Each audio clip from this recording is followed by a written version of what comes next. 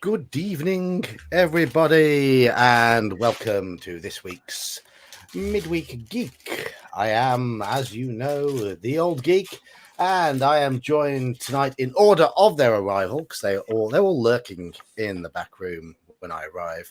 First person to turn up would have been Mage's Musings because he was furthest to the left. So hello, Mage.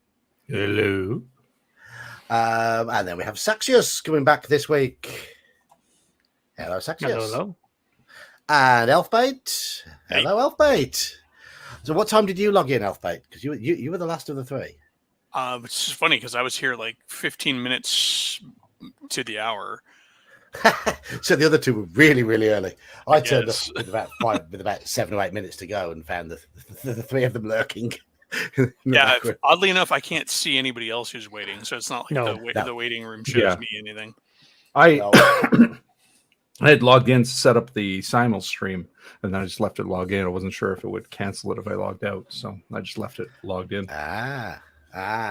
It does not, because I am still showing simulcasting. Well, okay then. Okay. Hello to chat. Hello, Halakar. Hello, Slan. Hello, Ian. And good to see people commenting from multiple channels.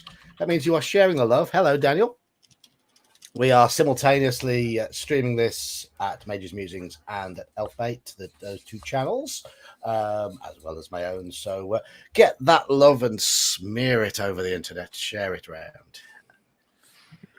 But you're welcome to watch from whichever one you want, whoever's your favourite. We don't get jealous here, do we? Oh. No, not at all. No jealousy here. Yeah, only the whims Hello, of the Hungar. evil archmage. Sorry, say that again? The evil of a demi-lich, evil whims of a demi-lich. I I said archmage accidentally because my brain is a scrambled egg. But So before we start, we're going to talk about what we've been up to over the last week. Because Saxius, you've been too busy to run Shadow of the Demon Lords. You're having to put it on a pause, aren't you, now because of work? It's well, congratulations on your likely promotion. Anyhow, it's not it seems somewhat forced on you. I've not been promoted. It's the opportunity's there, so I'm going to go for it. But you've been doing the job of manager, haven't you? For pretty much, I've had to step in. Yeah. So, and if you've stepped in and you've been the number two for a while, then I'd say the opportunity is more than there, isn't it? So Shadow of the Demon Lords didn't happen, so I started Call of Cthulhu campaign, running the Blood Red Fez. We created some characters and we got started. We got that done in time to play about an hour and a half of the campaign. And already we've had some failed sanity checks and some critical rolls and some critical failures, and it's been good fun. Can't play this week though because we've got a rescheduled football match I'm going to tomorrow night. Saturday, played some MERP. Had a really good session of MERP. Really, really good session of MERP on Saturday. They are starting to realise the depths to which Cardalan has fallen. How the Dunedain Cardalan princes are all pretty much in it for themselves. And they're going to have to try and get them working together, which might not be the easiest thing. And Monday we went back to Dragon Lord's game, and things are ticking over nicely now. So that's what happened, and I have something new which will be starting on Friday. I decided to pick up a copy of that. That is a game book. Nice. Looks thick. Yeah. Look at the name of the artist. That's going to cause some guffaws.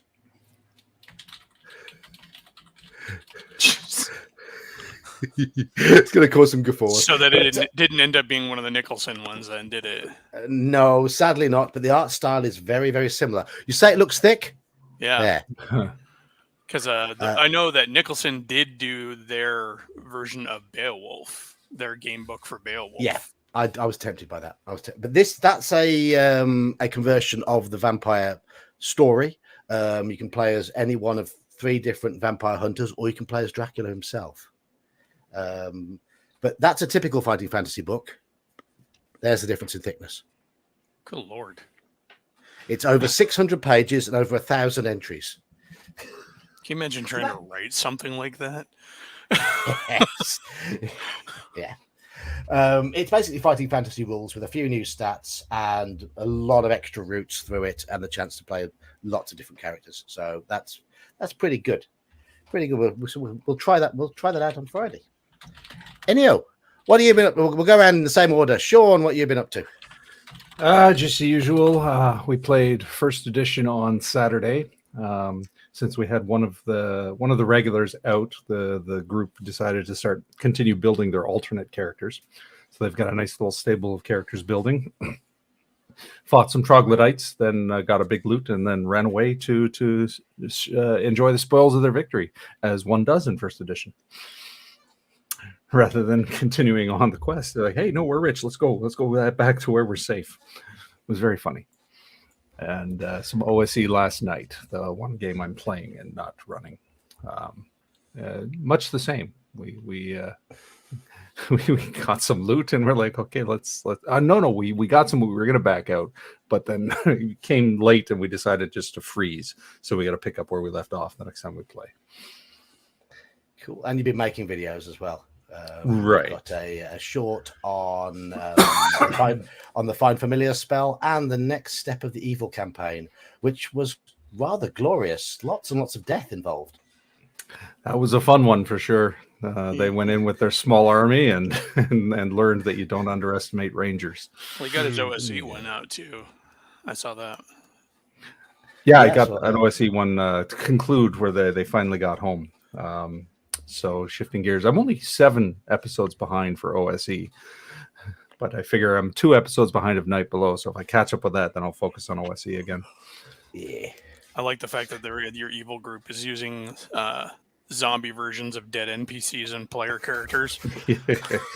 Yes, that's a good way of playing evil. I've done that with an evil character before.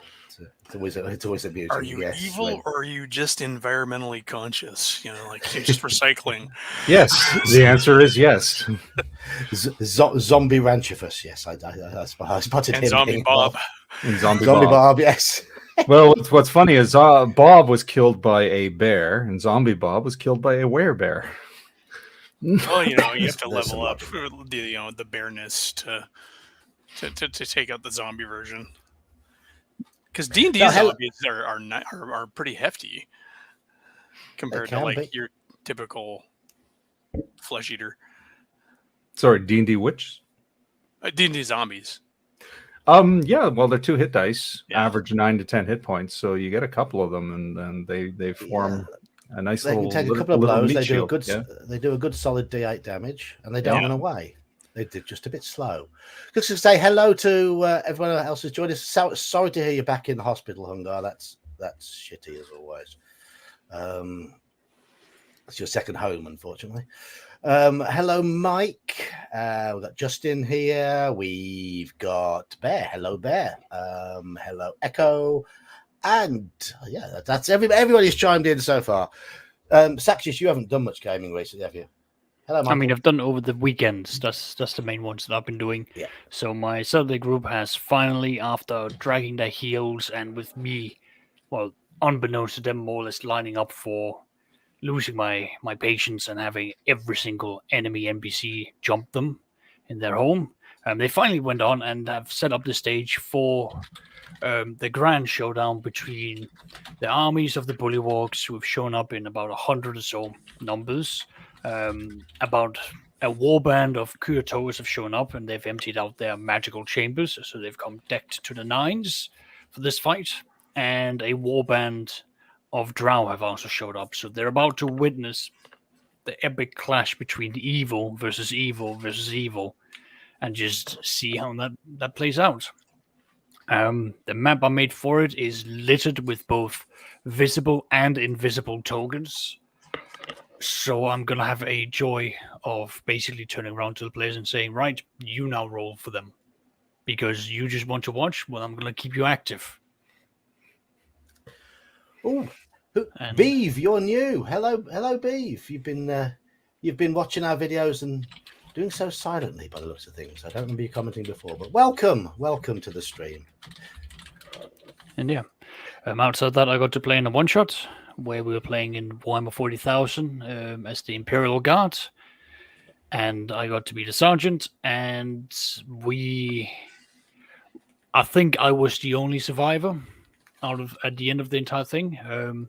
Basically, fantasy, combat, soldiers. Yeah, like it's brutal. So I got to play in that, and we witnessed a lot of deaths and dismemberment, and lot like the casualties was just insane with how we went through that. So that was fun. Good game. Well, you always want a bit of death and dismemberment. Yes.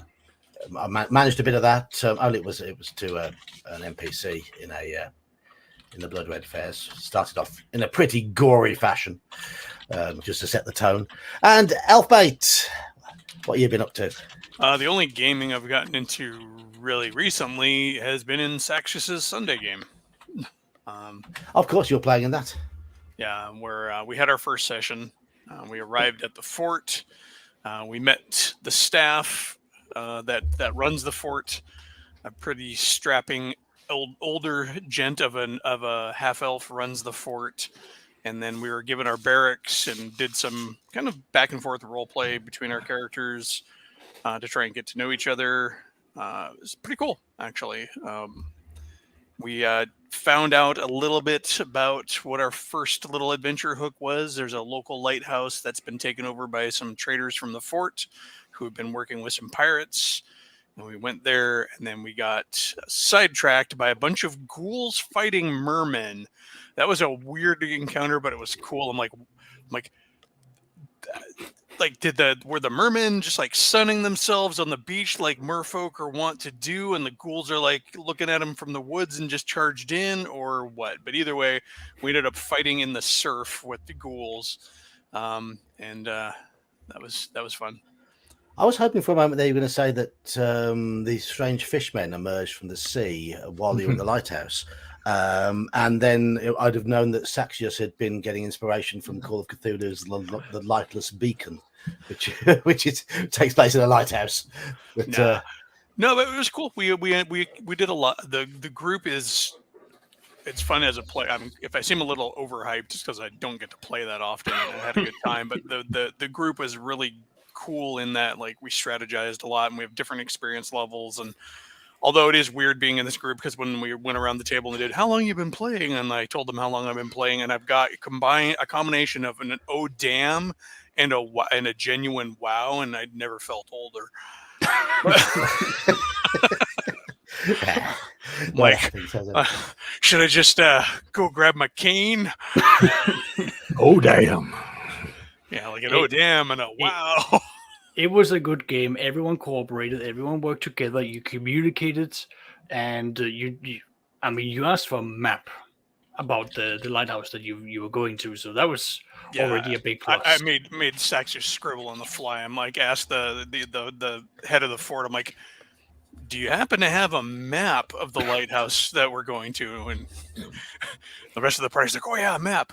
What's so funny though is I have to apologize for my character being overly picky about the latrine situation at the fort. When we get there and we're told if you have to go to the bathroom, go outside the walls. I'm like, no, we'll be digging latrines. I'm an old mercenary. Well, not an old mercenary. I'm only second level, but been out in the field. I've fought. I know that this is not safe to have to wander outside of a fortification to go to the bathroom, especially in the wilderness. We're literally perched on the edge of the wilds. So.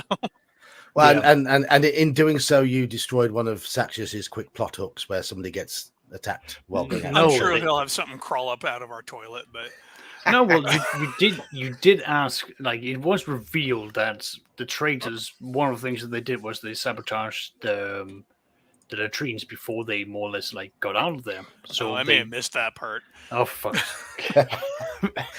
Just to say hello to a few more people who've joined. Crafting Gamers joined us, Squirrel Hermit, and Nosorian. So it's nice to see a good gang of people here for this this chat tonight. This is one of Saxius's topics. In fact, it's two combined topics that Saxius came up with. I thought I'd combine the two together, and we'll talk about creating magic.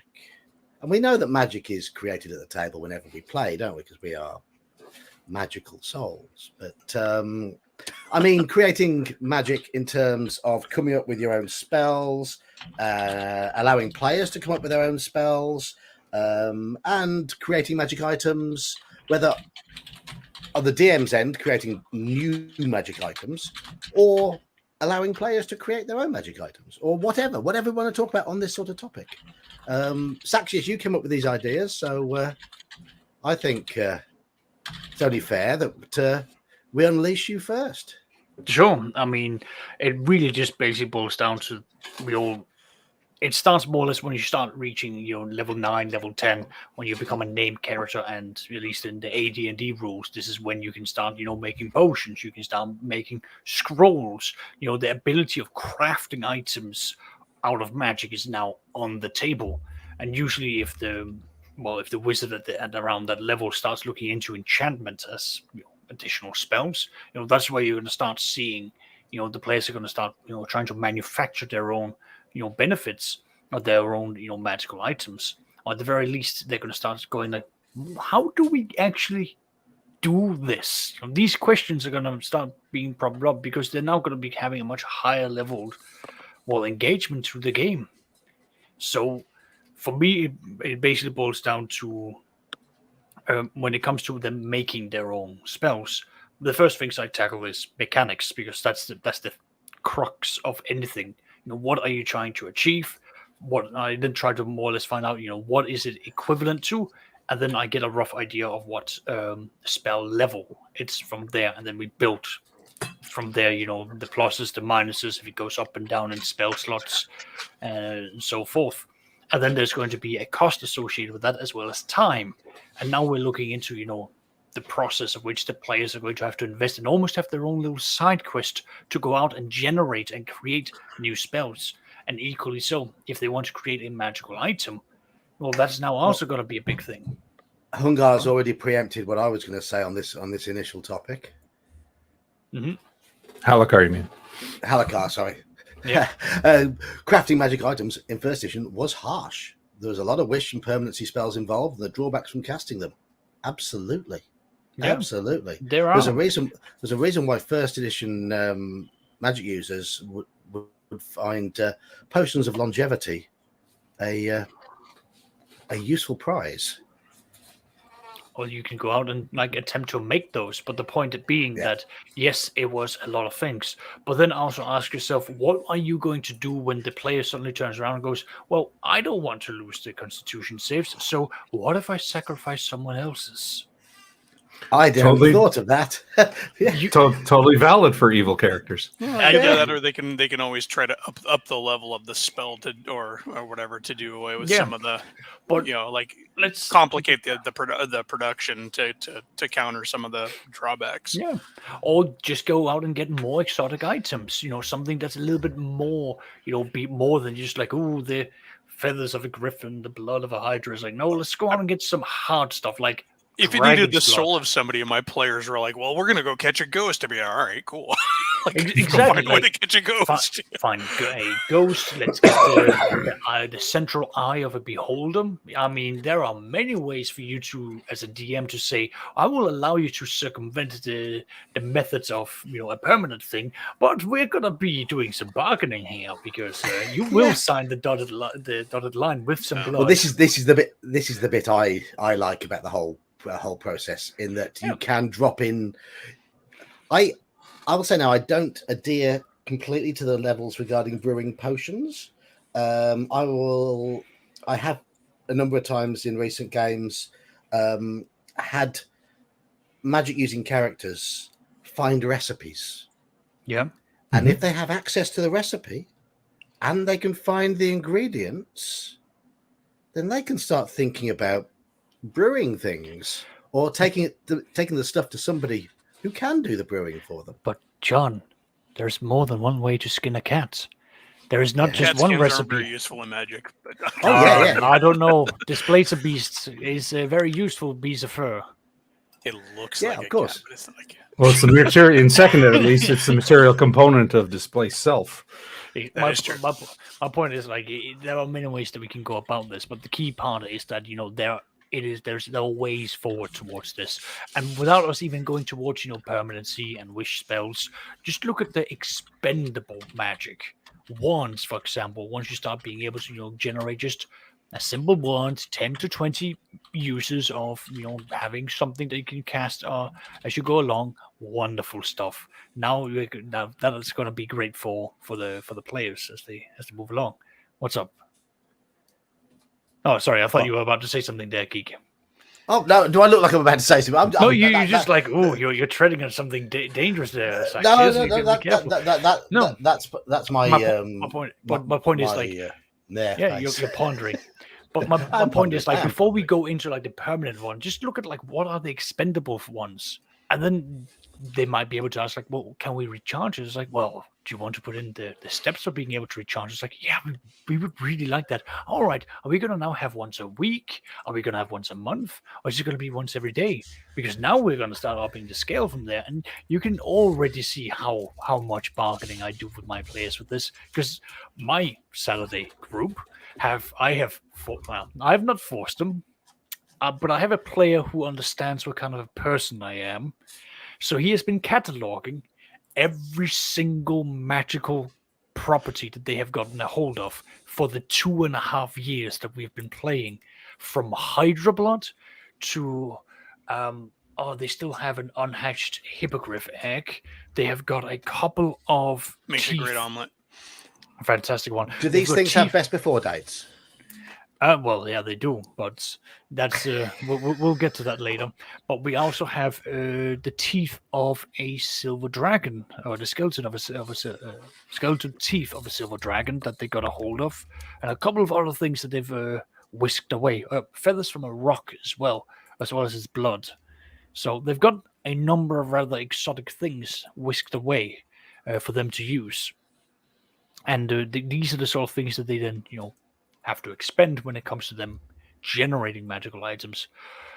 But this is sort of like where I came from when it comes to this topic, making magical items, making new spells. Because at this point, once you hit level 9, level 10, the players might turn around and say like, well, I really want a spell in my book for the latest level that I have.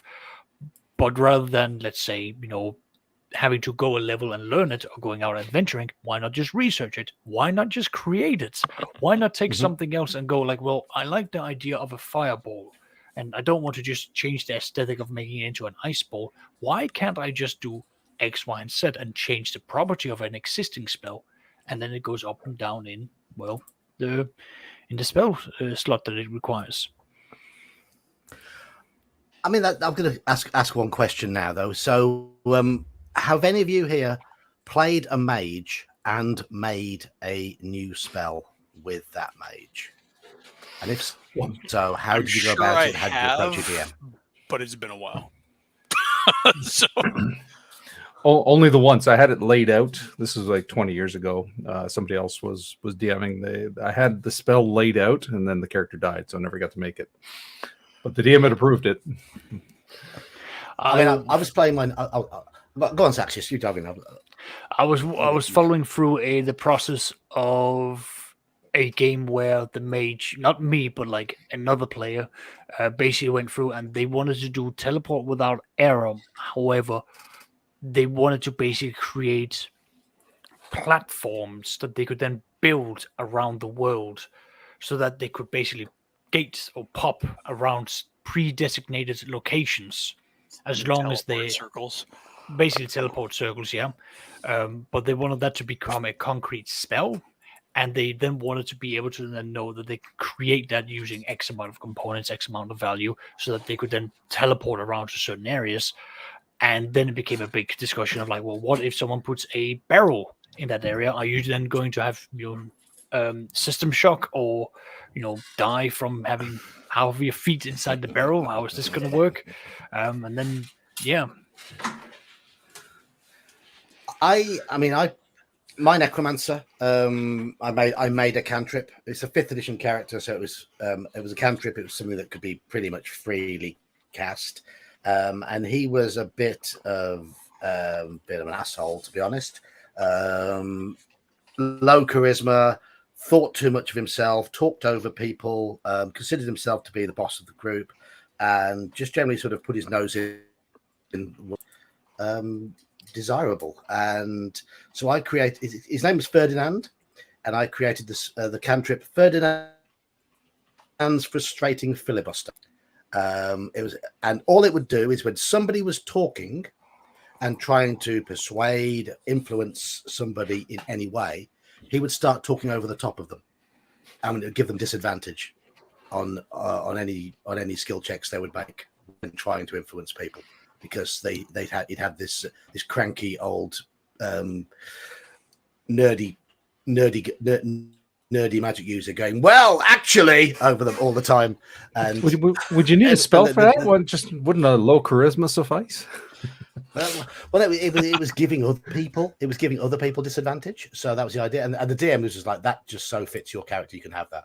you can do that. It's because it was just thematically it fitted everything that he was like. So yeah, I haven't made one myself within memory. Not a spell. I know my wife in our game wanted to make continual use versions of one of the runic abilities of her Rune Knight character in 5th edition. And so that was a pretty easy one. I just kind of defaulted to some of the standard item creation rules that are in 5th edition, and it worked out really well. It's not overpowering. It's still like a one charge a day kind of a use, but now she doesn't have to refresh it every morning. So, because inevitably it was like she'd get up in the morning, all right, you get a rune, you get a rune, you get a rune. And so as she's been traveling, she's been crafting these runes during downtime and stuff, and they're just, it's a cloud rune. It effectively allows you to once every day you can transfer a hit on one creature to another creature. So it saved their life so many times. Like, oh, you're about ready to get smashed by the 5d8 damage from the whatever cloud rune. Well, crap. And who are you going to redirect it onto? Himself. It's like, that's quite powerful. Then that's quite a powerful spell. So clearly, for 5e, that would be a cantrip. No, it's not. No. But it's actually, I hadn't. You have to know your group, because for me, I had really no big problem making that something she could make, because they're horrible at remembering their magic items, and I don't remind them very often.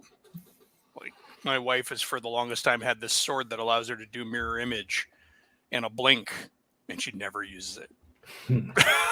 Say Hyrax, with the existence of counterspell as a 3rd level spell, I had to make it a lot less powerful. So it couldn't disrupt other spellcasters if it was just going to be a cantrip. It would only be when somebody was giving a speech and trying to influence people, or when there was persuasion going on, we would believe there might be deception going on, or something like that. Just to make advantage disadvantage mechanics are really good for low level magic items, even though they're technically a pretty high bonus. I think what the math comes down to like a +5 bonus for advantage. Yeah, it's more or less a +5, yeah. But still, it's an easy one. Saxius Nosorian is in there. Yes, he's playing in the OSE games this Saturday, so he's on the Discord. All right. What I was going to say, then the other thing I didn't recharging. Now, try as I might, I could never find any real definitive rules in 1st edition regarding recharging. I always assumed that you would have to cast a spell into the item to give it charges, and that's the way we played it. But of course, during downtime, you'd imagine your character could be casting lots of spells into it on a daily basis. Well, that's why you give them a limit. Yeah, my understanding Yes. was it was almost the same process of recreating the item, only you didn't need the core materials anymore. But it was still the length of time. You couldn't just cast a spell to recharge Right. it. You would have to go through the months long process Yeah. to recharge it. They didn't really spell that out very clearly, did they? Though in the rules, I think that's one of the things they, at least in early editions, they really wanted to leave up to the DM to fill in his campaign. It's like, because that could also be a quest, you know. Like, I mean, this wand can only be recharged if it's bathed in the waters of blah blah blah, and you're like, all right, well, I guess we gotta go find the waters of blah blah blah, and Just don't use up the wand getting there. exactly. I mean, my players have got a rod of lightning bolt, and the recharging for that is that it has to be hit by a lightning strike during a storm. And I've already rolled out the yeah, exactly, and then that they now have to wait for a storm to come around for them to then either get a cleric or someone else to then get a Druid. lightning bolt, or druids, or someone else to basically get the rod to be hit by lightning. Piss off a blue dragon. No, all that. I mean, that's or Bahir. Go just touch the wand to a Bahir, and then make your Good save. luck. But the point being is that, like, don't make it easy. Like, another player has got a mask of fear, a war mask of fear, and if he is meant to basically recharge the fear spell that it's been enchanted with, he has to, under a full moon, bathe it in newly acquired milk that has been stirred in with the blood of a person that has not done anything wrong in the last year, and that's what he has to do. Good So for you for being more inclusive and forward thinking instead of just virgin. No, haven't done anything wrong in the last few years. Yeah, like it's just like you've got to find someone who's not been a law breaking citizen for like at least a year, and then like they go get their blood, pour it in here, dip it in there, and then leave it to be bathed in that throughout the night. I'm just trying to make out Halakar's picture here. He's skydiving there or something, Halakar. No, it's like a rappel, maybe. Bungee jumping. That looks bungee jumping to me. Because he's got. He's got military gear on, so. I think Halakar's idea is quite a good one actually. Little stuff like less, one thing I really, looks like an Australian rappel. a bit of 5th edition bashing for me now, in that I don't like the way all their items recharge with 1d3 charges or whatever after each long rest at dawn or whatever. I'd much rather have a limit of charges on the device, and when done, they are done. But unless they can get it recharged. But 5e is also built upon the premise of it is going to be high magic, ergo they're going to be recharging it like it's lithium batteries. And it's also predicated on not inconveniencing your players. So yeah, exactly. But again, like it all depends on like what you say. At the very forefront. This is now going to have limits. This is not going to have limits.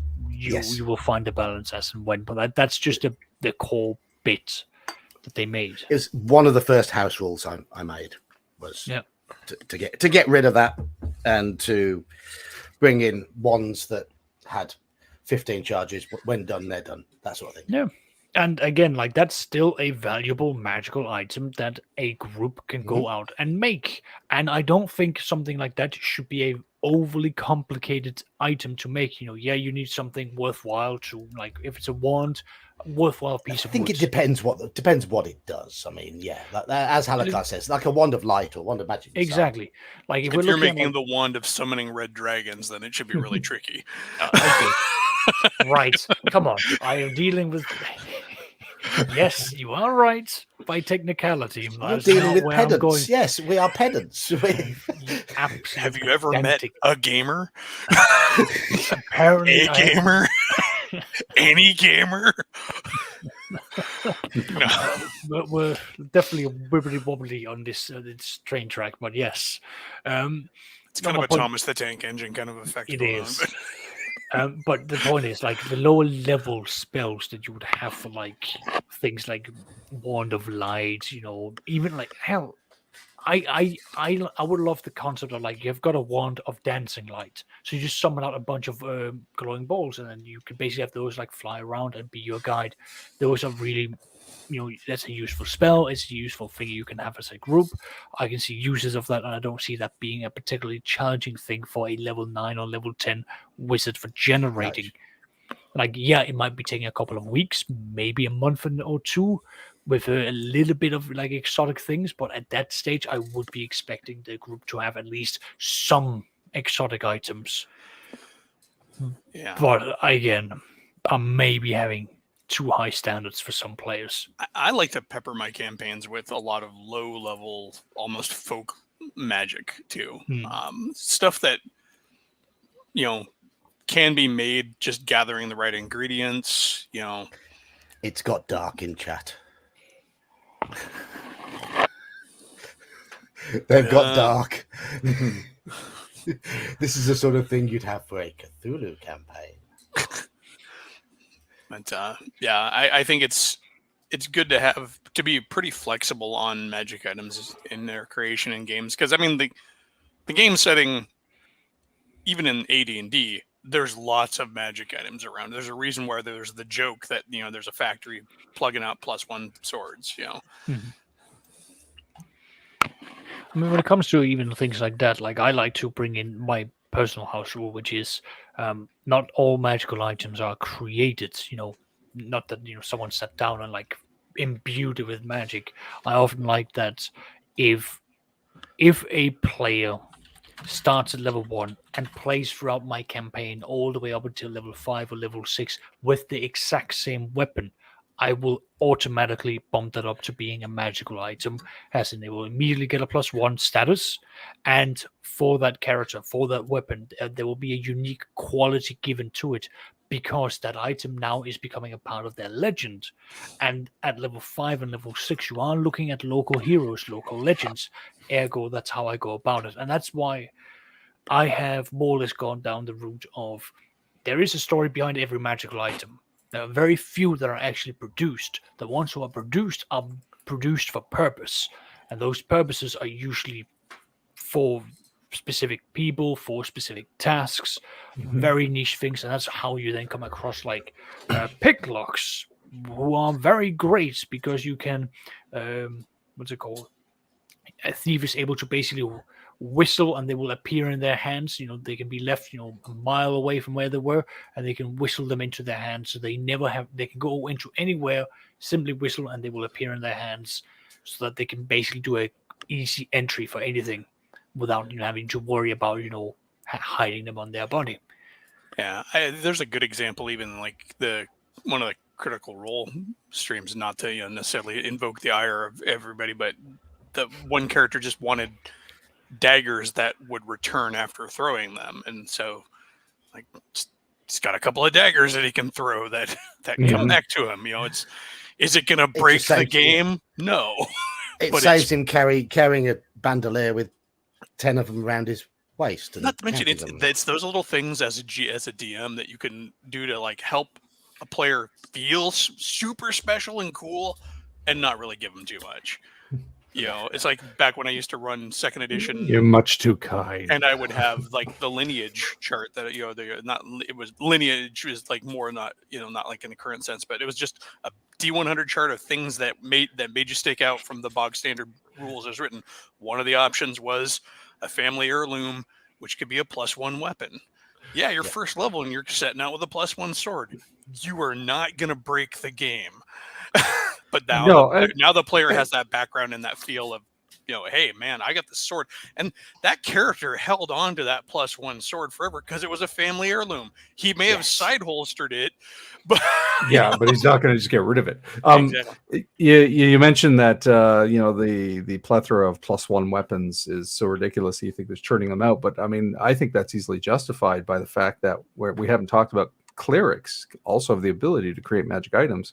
And I always imagined it that those weapons were actually churned out en masse by all the various priesthoods who would arm their soldiers and their zealots. I mean, they're not just relics here. There's obviously a mix, but see, the thing is, with a cart of +1 swords. It's a holy relic. if you're looking strictly by the book, a magic user creating a magic item has to permanency it, and there's a 1 in 20 chance they'll lose a con point. So over time, that's not a feasible long-term thing. Whereas clerics don't have that problem. They have to go through the expense of making the item, but then they have to place it on the altar to have the god imbue it with the abilities. So you figure there's going to be more alignment then. It potentially can, yeah, more powerful items, but just the mundane stuff, the mundane magic would have been imbued by the god to give to their warriors for their holy crusades. Yeah. And also, that justifies. You can have, I mean, it could simply be a hammer that was made in dwarven forges, and therefore it's got +1 to its abilities. It might not necessarily have to be magical, but it can just be a really good quality item. You don't have to always frame it as magical. I did like that in third edition. Well, I think it came in through some of the second edition and even some of the Dragon magazines. But the idea of master-crafted weapons were great ways to justify +1 blades without magic. Without magic. Yeah, I completely agree to that. And I'm having recently read up on the second edition Drow. I mean, that's what they effectively run around with. They're lowly soldiers. And most of their weapons are +1 to attack and to damage because it's made out of adamantine. You can even do weird stuff like I did in my campaigns for the longest time, where we had 2 metals in the world that were inherently magical but didn't necessarily give a bonus, but they counted as a magic weapon while striking. So we had Elven Steel, which all Elven Steel in my campaign setting was forged over magical fire because elves, right? Mm-hmm. And then there was harm undead. Yeah, or werewolves and stuff like that too. And then I borrowed the name Gromril from Warhammer for the dwarven metal, and it was similar. It was meteoric iron, and it was inherently magical. It did also make them easier to turn into magic items in campaign. But just if you had an elven longsword, you had a magic weapon. It didn't have any bonuses. It was just it could hurt supernatural creatures and stuff. So I think at one point, go on. Just want to say I'm just going to do my hello thing. I'll do my polite hello to people who join chat. Go on. We've had Tunka Todd pop in, and Dungeon Minister's also popped in, and we've got the where is he up here? The GM's Alcove has popped in to say hello. So. Hello, all these fine people. Anyway, keep going. I just like to be polite to people who join in. Yes, of course.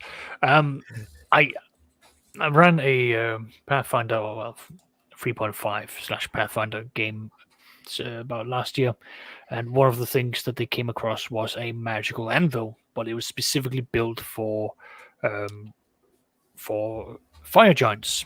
So. Too big for them to use, but the moment that they learned that the anvil was made to help enhance the imbuement of magic into items, reducing the cost and everything that came with it, the players it became a mission of like, how can we get elephants down into this mine so that we can carry out this great anvil? We must acquire this. We will spend every gold. We will empty every crypt, every tomb, so that we can widen out the hole so we can get this one item out there. And that because they just wanted this, because they could just create so much with that. And it was a concept that I quite liked. The idea that there's a magical anvil that can be used to magically imbue that. I liked it so much I've brought it into my second edition game. There was a storm giant castle that flies around and it's got an anvil exactly like this. Because every so often they get bored and they make magical items that they then sort of go like, okay, we've now got this. If we ever need to find X, or if we need to do Y. So that's characters crafting magic items in a game. Yep. As a DM, how much do you rely on the magic items that are already there in the books, and how much do you tinker to make your own ones, and what do you do to make sure how do you come up with ideas, and what do you do to make sure they're apt? What do you mean apt? We don't. Balance is a dirty word around here. Oh no, I mean, not so much balance, fitting. but fitting, Yeah. yeah, fitting. Yeah. Uh, Basically, so I do use the core book whenever I just need to sort of like roll something up. However, I often ask myself, what is the story here?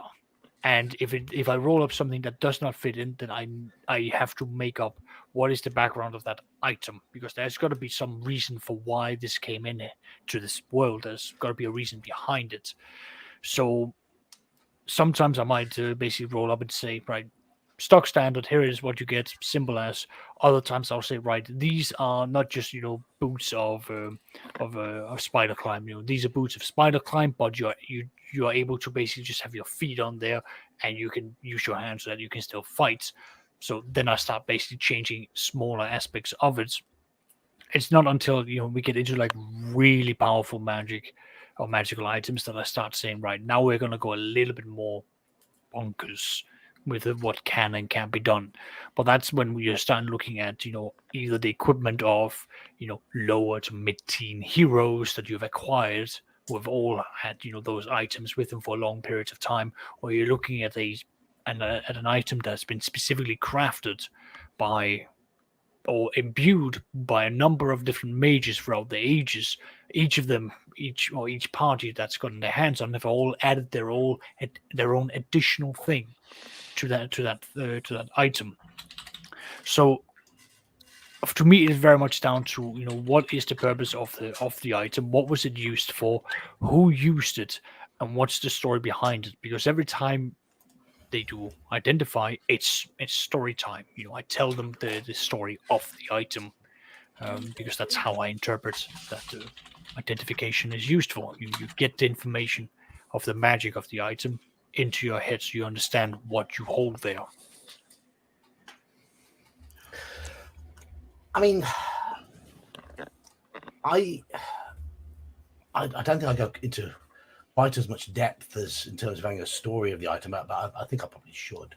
But I got my initial ideas from the first edition Dungeon Master's Guide, the artifacts and relics, those things you roll on for the various powers that the artifacts have. And I think that was one of the things that sort of almost officially gave DMs the green light to say, have fun with these various combinations. Yeah, I love the artifacts. I they're wonderful. do a lot of custom magic item stuff. I like to even stuff that's relatively common, come up with new ways of doing it. Like, oh, okay, healing potions are one thing. Well, what about such and such tea by such and such people that it heals, but it also does this, or different.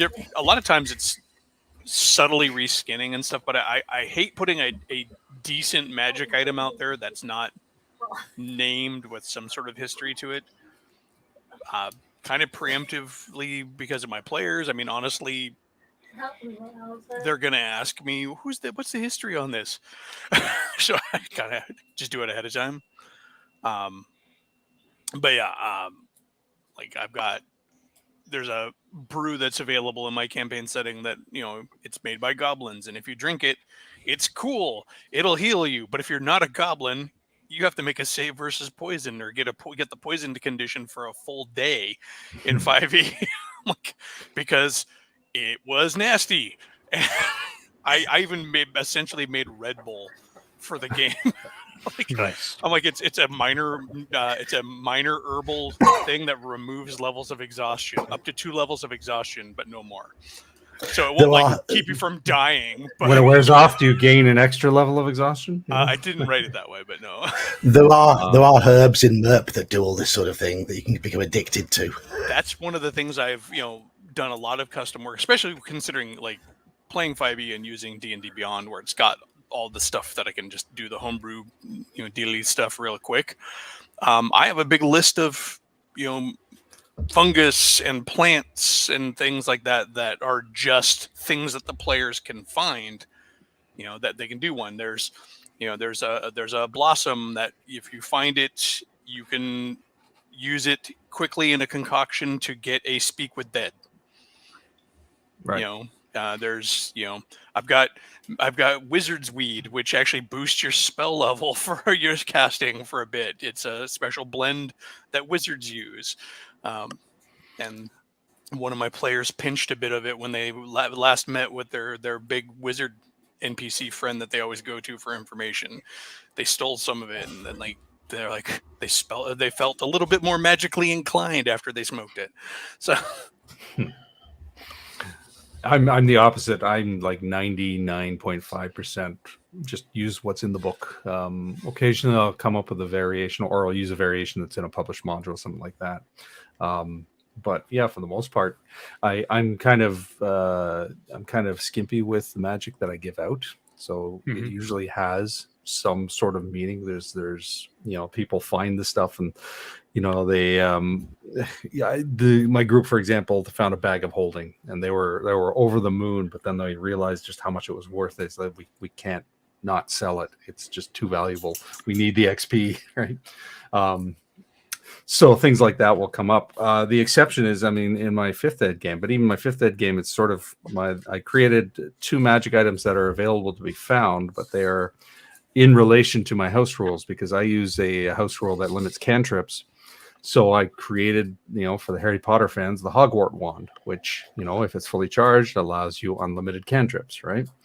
So things like that, but very sparingly. I just like what's in the book is good enough for me. But I like sometimes doing what Saxius does, is you imbue it with a backstory. The more powerful the item, the more rare it is, the more it's going to have a good history. Yeah. My team once found a +5 broadsword, and this was purely randomly determined. I didn't put it in; it just came up, and when I rolled the charts, and the history was that it was called Triumph, but it was cursed. Anybody wielding the sword would inevitably be challenged, and the last several owners had been killed in duels because somebody challenged them, and it wasn't a real curse. It wasn't something that, I'll roll percentage and you will be challenged. It was just a folklore curse. It was just colorful legend. There was no actual curse on the sword. That's but cool. they were so afraid to use it, they kept it bound. It's like, we only pull it out if we need it. Yeah. Surely they should have used a little bit of logic there and thought, hang on, if somebody's wielding this and it's +5, then it must either be a lie or they were rubbish.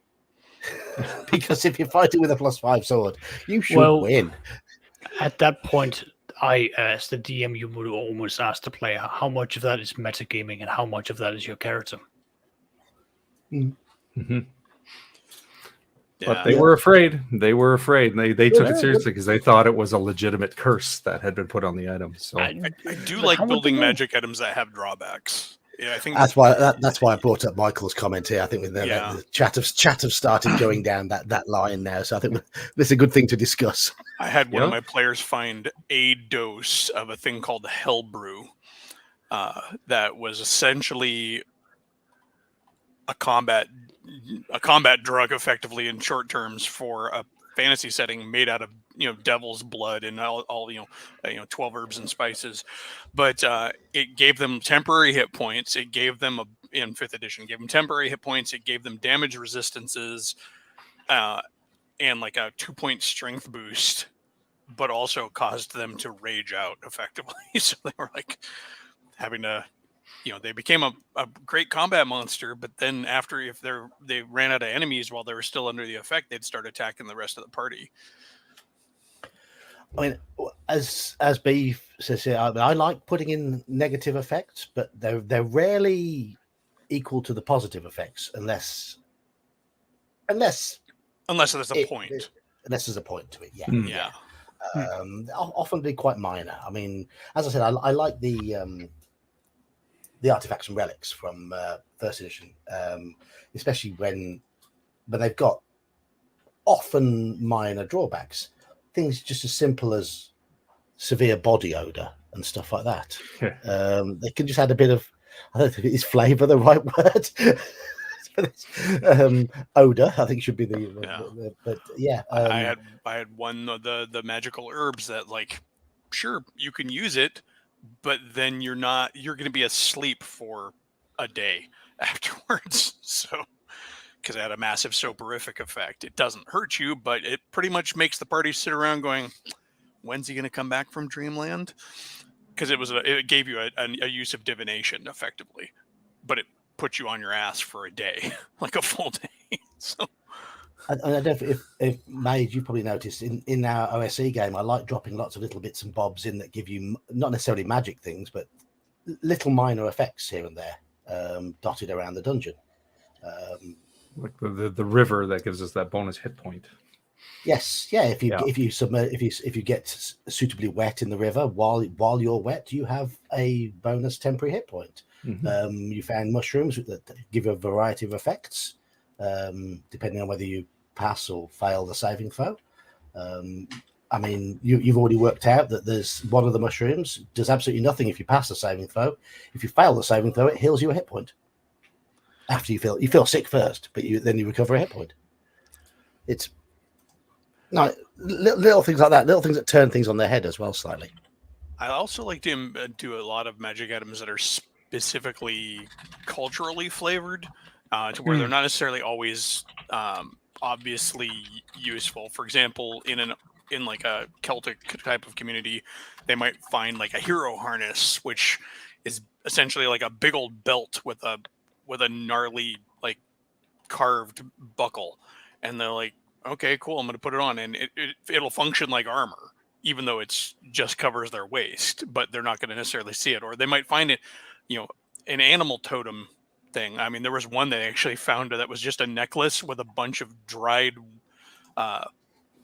grubs that were hanging on, basically lacquered dried grubs hanging off of it. And like, oh, this is gross, but every time you broke one of those grubs off and threw it on the ground, it rose out of the ground as a carrion crawler. So it's like,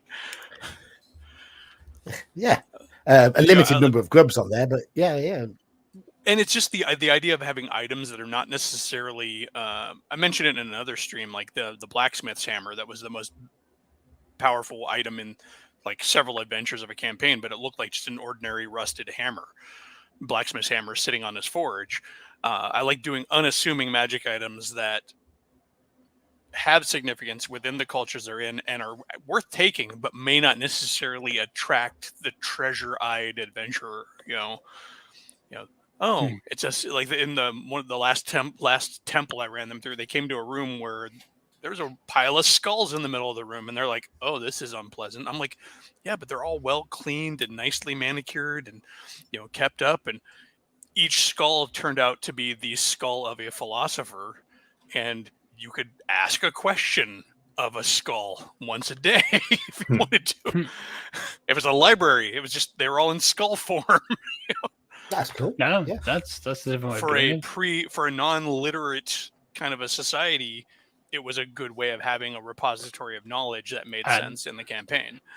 That makes complete sense. Yeah. Yeah. Also, there's magic items that are somewhat mundane, but have a value to specific people in a society.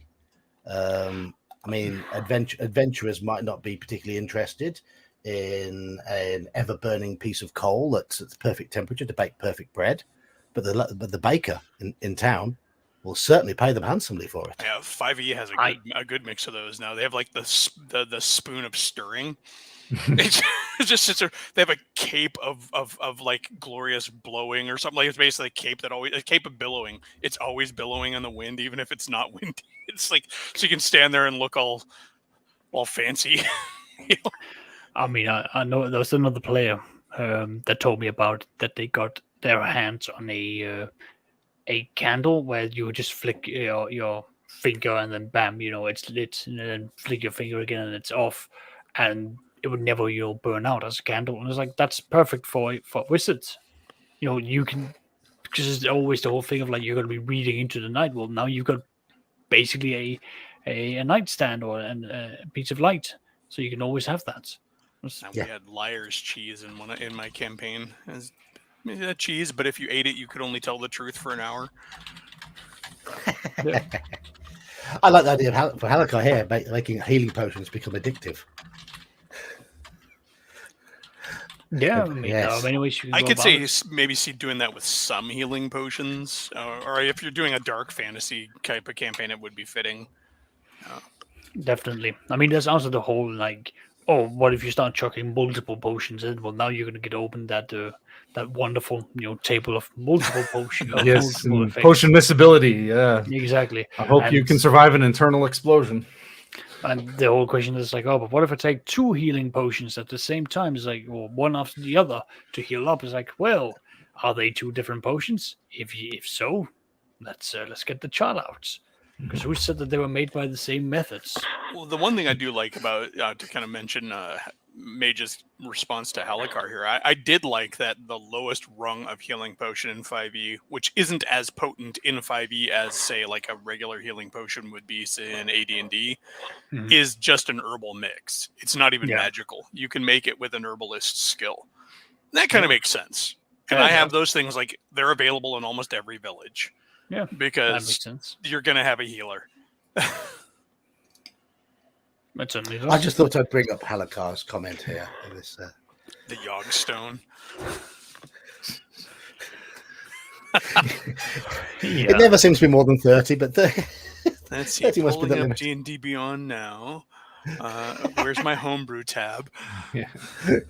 Isn't there another spell in 2nd edition where like the cleric can basically force an entire crowd to listen to whatever it is he's orating about, and then for the next hour or so they have to talk about whatever subject he just brought up?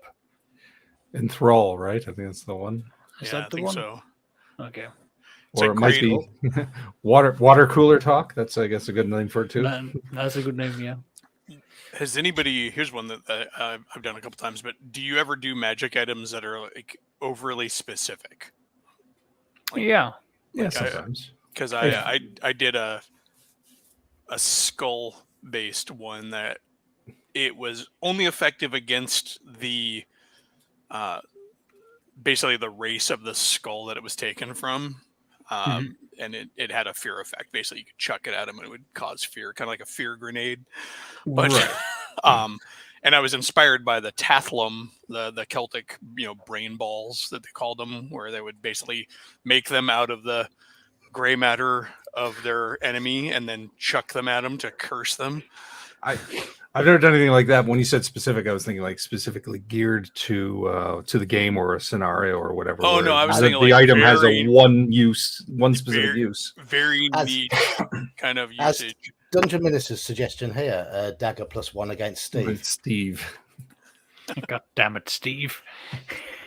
I have had in one game somebody had there was a poison that was made specifically to kill a nobleman. I'm like, it was a magical poison. It's like you can put it in every drink at the party. It'll kill the Duke. So that way we make sure he's going to drink it. The stick of repelling lizard men on Tuesdays. I quite like that one. I do love totally a different subject, but it's the 3-part poison from the old Anti-Paladin article. Yeah, back in the day, where he's like, "Oh, the first part was in the wine, the second part was in the meal, and the third part was in the candle you burned by your bedside." that's what you gotta like. Just be so forward looking. It's crazy. But I mean, I know I took like the lenses of minutia, and I basically twist them to be like these were now the jeweler's appraisal thing that they normally have. So I mean, same properties, it was just a different background, which the players more or less they like that. They're still used to like the lenses of minutia, even though they just look like the really big things put on the eyes to evaluate gems. Well, as Gene's comment here, usually look through spells to find odd effects to add to items. Yeah, I like to do that sort of thing, and that it's really the easiest way to make an item. I mean, that was the basis for a lot of items in MERP. You had like spell items that could replicate the effect of a specific spell however many times per day, and some of those spells could be very minor, very specific, and It's pretty much the classic application of potions in D&D. Yes, yeah, exactly. Pick a spell. I mean, there's no potion of fireball, but I guess there could be. They did have the necklace of fireballs. So. There is a potion of dragon's breath. Yeah, but potion of fireball, what is it going to do? Turn you into the fireball? I mean, there are players out there who will just chuck that immediately, like, I am the fireball. Yeah, I mentioned it. The potion of fireball that turns you into the fireball is called chili. Yeah. I mentioned it on the Discord before we came in here, but one of the spells I created as a DM for my campaign, I just created it and I put it in my homebrew stuff on D&D Beyond, and I've got the homebrew activated for character generation because I have some homebrew class options, but I forgot that shows everything homebrew to my players, and so one of my players picked up this custom spell that I had made off of the list, and I just let him keep it. It's funny. I named it after a Metallica song, not because it's Metallica themed, but it's called Lightning Ride, and effectively it's kind of like a Misty Step sort of a spell, but you transform yourself into a bolt of electricity and then move to a point 30 feet that you can see, and you do damage to any creature in the intervening line between you and the point you go to. However, if you hit something that's non-conductive, you stop immediately and take damage. But he's used that in the middle of fights. He's also used it to hurt his own character a couple of times because he forgets. Or you hit that monster that is immune to electricity. It's essentially a javelin of lightning with some sort of minor teleportation ability. Yeah, except for it's a spell. It works exactly. It was based on the Misty Step spell from 5th edition, which is just a short little turn into mist, go to 30 feet away. Except for instead of turning into mist, I had it turn into lightning. And I also, because it did damage along the way, I upped the level of the spell from Misty Step too. But it's Misty funny. Misty Step is that spell I see included in so many role-playing game horror stories, though. It seems to be one that people like to try to abuse. Oh, yeah. Every way. Yeah, because they always forget that the part of the spell is like that you can see. Mm-hmm.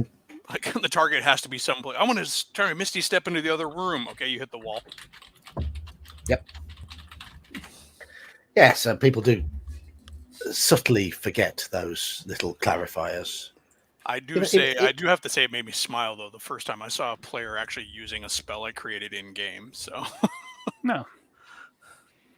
But although when he first used it, I realized I had an error in the description of the spell that made it overkill. I'm like, all right, dude, I've got to tell you, I'm going to republish it as the corrected version because the one you're using is broken. So, Mage, you prefer using spells pretty much from the book? Spells and magic items, more or less, unless I have a reason to create something new. And even when it comes to expanded materials like Unearthed Arcana or the spell compendiums, I treat them as sort of pre-approved if somebody wants to study them, but they're not available by default. If a player wants to create their own, then I'll go through the usual process. I'll look it over, but it so rarely comes up. But then I run deadly games. Most players don't make it to even where they can scribe their scrolls, let alone create new spells, or afford a lab to create new spells. You can technically do it at level 1, but Halakar's on fire tonight. Halakar's on fire. Yeah, I've already mentioned in other streams the Feather of Heinous Tickling, which was the most overlooked magic item in my campaign. Everybody's like, well, I guess I get the gold feather. Okay, well. Yes, I mean, the ugly, been hit with the ugly stick was the put down from university. But by AD&D terms, though, if your charisma goes low enough, it works as positive with orcs. So you could just be upping your charisma with orcs and stuff, right? And you could have a revulsion effect on humans, can't you? On good aligned races. Yeah. So it could be positive. I want to go into politics in the orcish community, so start beating me with the ugly stick. I mean, beauty beer. Oh dear. Now we have to invent the beer goggles, right? Exactly. Yeah. Beauty beer goggles, the ugly stick. Oh, So it's all just going into shenanigans. But it's Magic still items are so fun. I can't stop making them. I've got like umpty billion pages of them. yeah. Well, I do brew a potion of dispel fatigue for my players every time we play, otherwise known as coffee.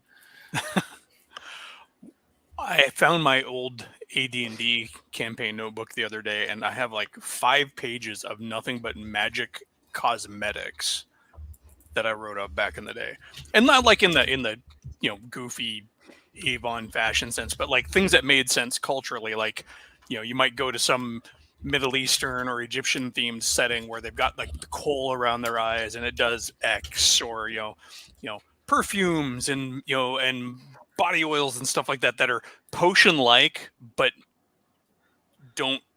aren't chug a lug. They're like kind of like you have a lot of the filters and stuff along the potion list where it's your applications as opposed to things you would necessarily drink or whatever. But yeah, I found this like 3-4 pages of these things. We just come up with spell side effects for beer. Yeah, Mirror pretty image much. and blur. And of course, there was the cantrip trip that was in Arcana. I think it's important to remember that the tradition of players creating spells and DMs creating magic items and spells to throw into their campaign is as old as the game. I mean, Melf's Acid Arrow is Gygax's kid wanting a different spell effect, or Melf's minute meteors and stuff like that. Mordenkainen's. Yeah. Mordenkainen or Mordenkainen. Yeah, I mean, part of that I have to imagine is because back then there were so few spells that they're kind of coming up. We should have a spell for this, or I want to do a thing. What about retheming or reskinning spells? Do you guys do that? Like, mechanically, if it's the exact same, then sure you change the fireball from fire to acid to frost. We had a druid in the last game I played in before yours. Just the last opportunity I had to play in, where she was this creepy gothy druid type character, and her healing spell was all these tiny spiders came up and crawled over you and started spinning a web over your wound and then closed it up. And so every time you got healed by her, you had to deal with being covered with spiders. Yeah, see, that's just flavor though. That doesn't affect the game. But it was it was really cool. I told you about the one spell I created for my character. It was basically a reskinned Burning Hands. My wizard was a follower of Poseidon, so I went with a lightning theme. So instead of fire, I was shooting out lightning. Yeah. The enhancement was I made it a level 2 spell, and I was able to affect my flanks as well as my front, not just my front squares. But yeah, it effectively reskinned. I don't mind that. Players want to suggest that, and go for it. If you're not changing anything mechanically, then yeah, by all means. If you want to be an ice mage and you're going to go with fireball, but it's cold, it's like some sort of ice blast instead of fire, and your magic missiles are little ice bolts, and using some 5th edition spells. If you're going to do the Arms of Hadar, whatever spell, is like, okay, well, cool. Then you have like maybe a bunch of ice comes up and grips people or whatever. It doesn't matter. Entangle. Mm-hmm. They're caught in a sheet of ice. It's that thing you always see in the cartoons where the ice ray goes out there and their feet are caught in the ice. Feet are stuck. Yeah, exactly. Just watch He-Man cartoons. You'll get plenty of ideas. I am known for spouting out very bad puns mid game sometimes, so I change vicious mockery to vicious puns, and the psychic damage from being hit with all the puns. I think vicious mockery was likely a spell created by gamers because of their experience as gamers, because we're always like that. Right, curses. Yes. How vicious are you with curses? Yes. As vicious as need to be. You don't need to be vicious. You have to be. There is nothing nice about curses, and you should make the players suffer as much as possible. Go on, Saxius. Tell us your stories. Go on, Saxius. Just age them. Just watch their horror as you just tell them. Add 5 years to your character sheets. Have this be done. Or just... what else have I done to them? Oh, I'm trying to think of one of the other good ones I had here.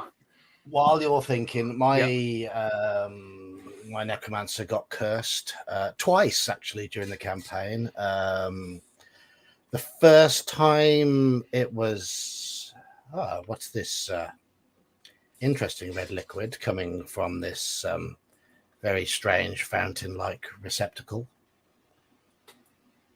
It smells earthy. I wonder. I have to touch it. I have to find out what it does. And it was cursed by a cult of Baphomet. And he sprouted a couple of small horns. And until he could rid himself of the curse, whenever he was put in a threatening or stressful situation, he had to make a saving throw, or he would just go berserk and charge in and attack with whatever he was holding in his hands at the time, which is great when you're a mage. Really. Couldn't cast any spells while he was in that mode until he got the. But it was a really flavorful curse because he was essentially, it was the blood of Baphomet that had seeped into him, so he became very bovine in his. I hit my nephew with a pretty nasty cursed item at one point. He didn't even get any benefits out of it. But then again, one should not steal a jade monkey statue out of a temple to a monkey god. But so he first started having bad dreams, so where involving this a leering monkey every time he went to sleep. And the joke was, there's an evil monkey in my closet. But he would go to sleep and he would have this monkey appear in his dreams, this horrible leering monkey in his dreams, to where his wizard was having a hard time getting the rest to recoup his spells. So then the party had to start pumping him up with basically magical amphetamines to keep him going because he was getting levels of exhaustion.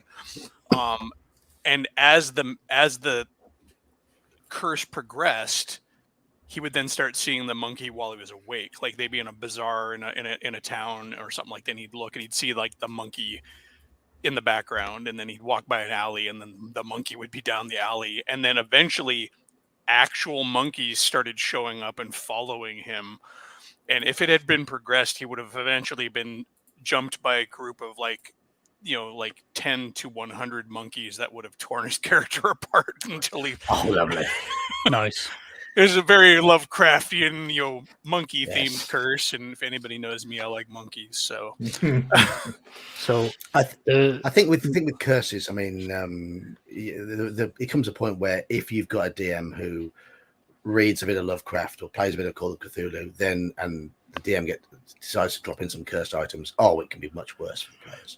yeah, I mean, they got to the point where he was seeing the phantasmal monkeys in public while he was awake, and then he ended up finding out that he had to destroy it. He either had to return the idol to where they got it from, and they're like, no, we're not going back there because we barely got out of there in the first place, or destroy it. And the only way to destroy it was to throw it into a volcano. Well, he managed to actually use it in the final battle against the big bad in that campaign that took place at a volcano. He's like, aha, I throw it in. The big boom. And so it was fun. Anyway, Saxius, you remembered some of yours. Yes. So one of the ones that I gave out was it was, so we all know the potion of heroism that a warrior can drink, and then you get more levels increase and all that. Well, I basically gave them out an amulet where it's the amulet of heroism, so same effect, except it's a permanent thing that permanently so you can give you boost up, once it starts being activated, so on and so on. Wonderful stuff, except the curse it was the opposite. So it gave you a false belief that you were better when it made you worse. It made you believe that you could go out, I'm going to go out and do these fantastical things. I'm a hero. I've got heroism. I can activate this when I need to. Yeah, that didn't work. So potion of false bravado. False bravado. Amulet of delusion, yeah. Exactly. Yeah. All of this mixed in. I was just like, but because the immediate identification was going to come back with like amulet of heroism and the effects being, that of heroism, and they're like, that's fantastic. We can have the fighter be up more front, we can be more bold. And of course, the character would believe they are better, so they would resist any attempt to have that amulet taken from them. Exactly, and that's the best part. And No, the best part is when the dice rolls are so good that your characters are constantly getting 90s and 20s. It backs up the belief, and they don't know. exactly, and they've got no clue. And to them, it's just like a great epic duel, while to everyone else, is just watching these characters being pummeled into the ground. And of course, I like to add in the whole caveat of it's a cursed item. You're not getting this off very easily. And I do allow the players to get creative about how we get magical items off. If it's a magical ring, you can cut the finger off. Amputation. I've had attempts where they cast enlarge item onto it, and they then had to do several strength rolls to basically force it off, as the magic would literally clamp onto the finger or onto the part of the person, and they would have to get it off without flaying the character alive, because it's not going to happen that easily.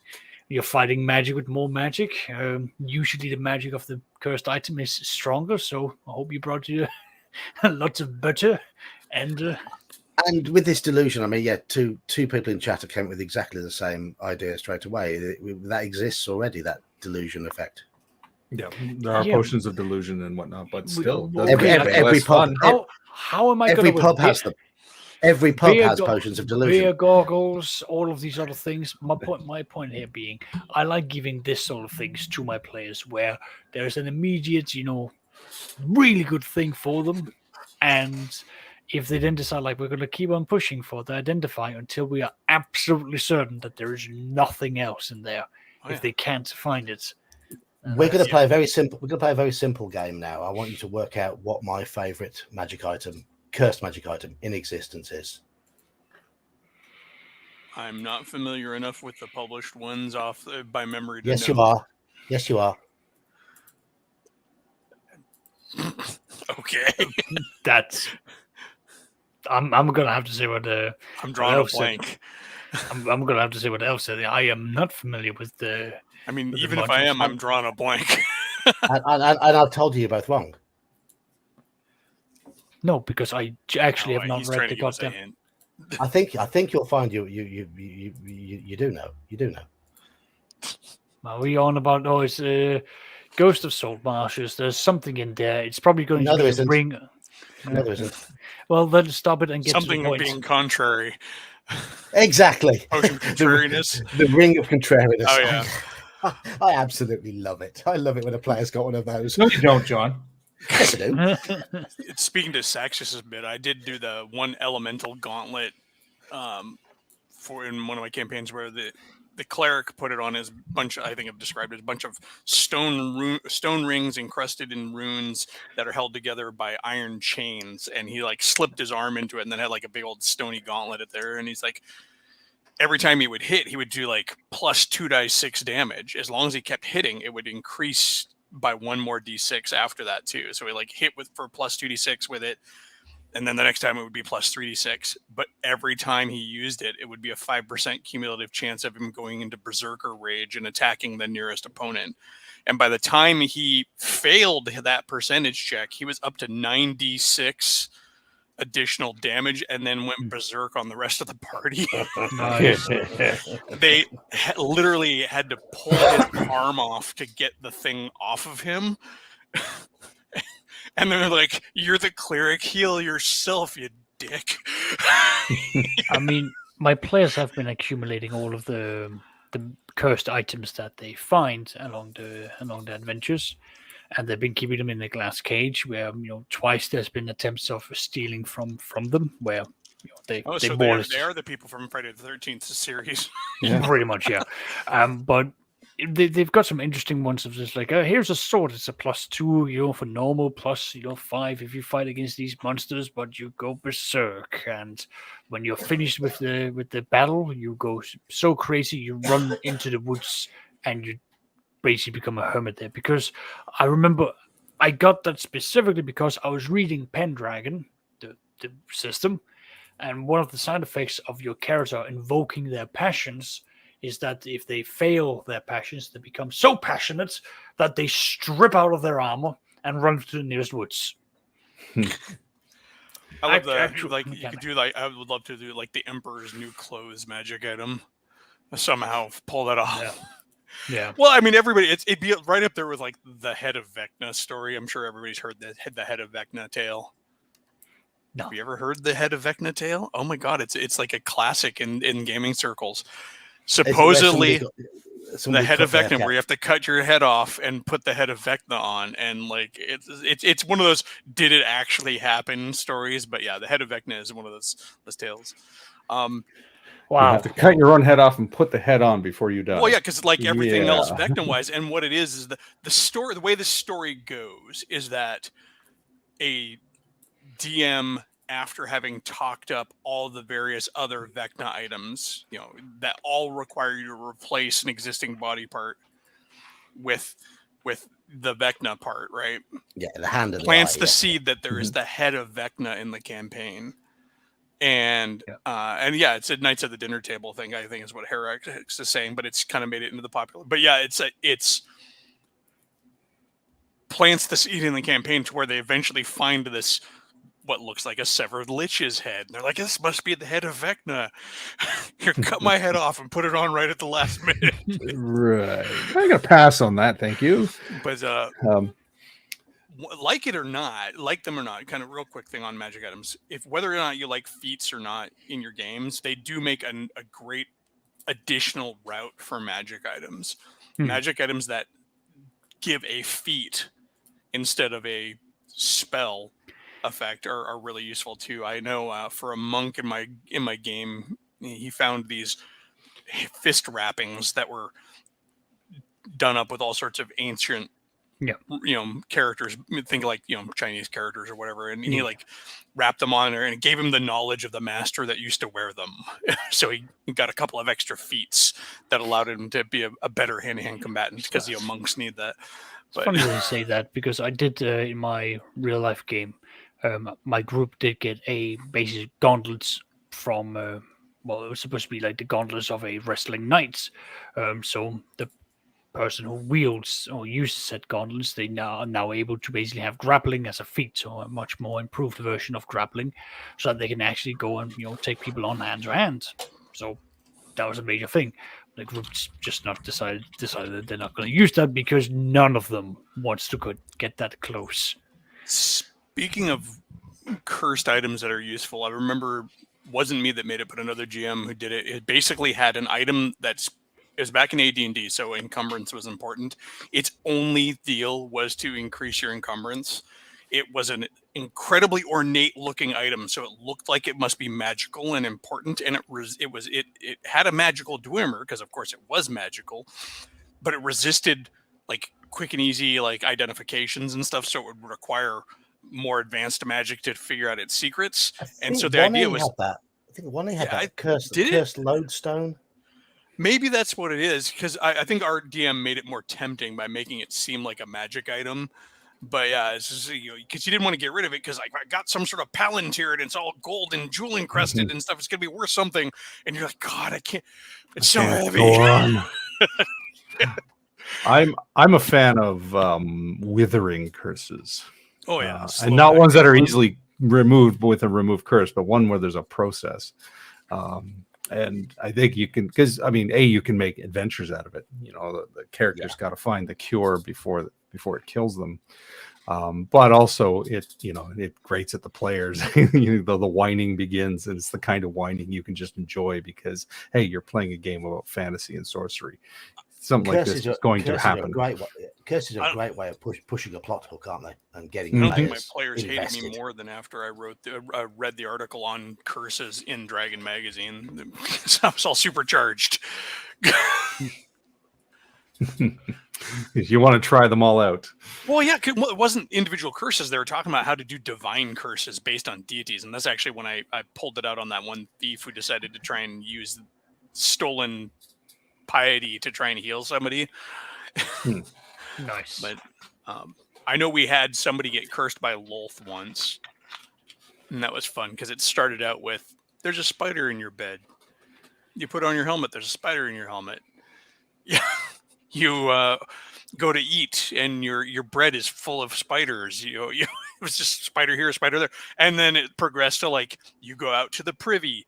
There's a dog-sized spider in the outhouse. Like, slowly but surely, more and more and worse spiders. Yes. Very nice. Very nice. There's all sorts of things you can do with curses. And the more dodgy your reading material, the better. The better you become at creating them. Yes.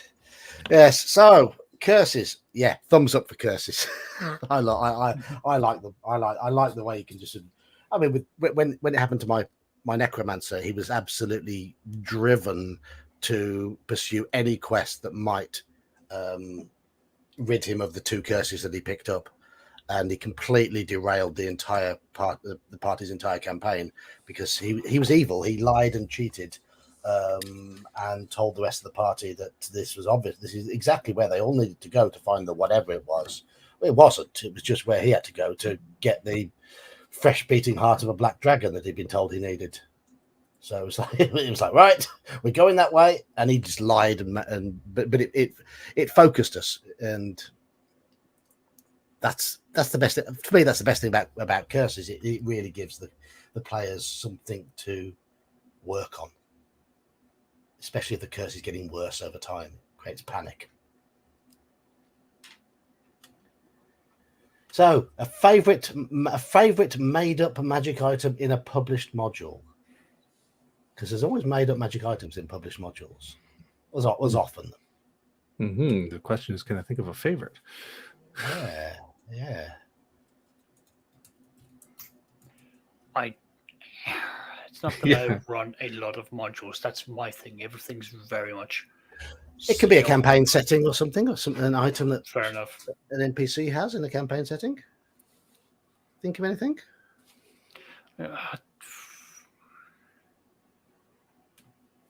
I'd have to go over to my shelf and start looking to see if I could trigger a memory, but I know there's something. Favorite is difficult to resolve. Yes, Slan. Yes. That's awesome.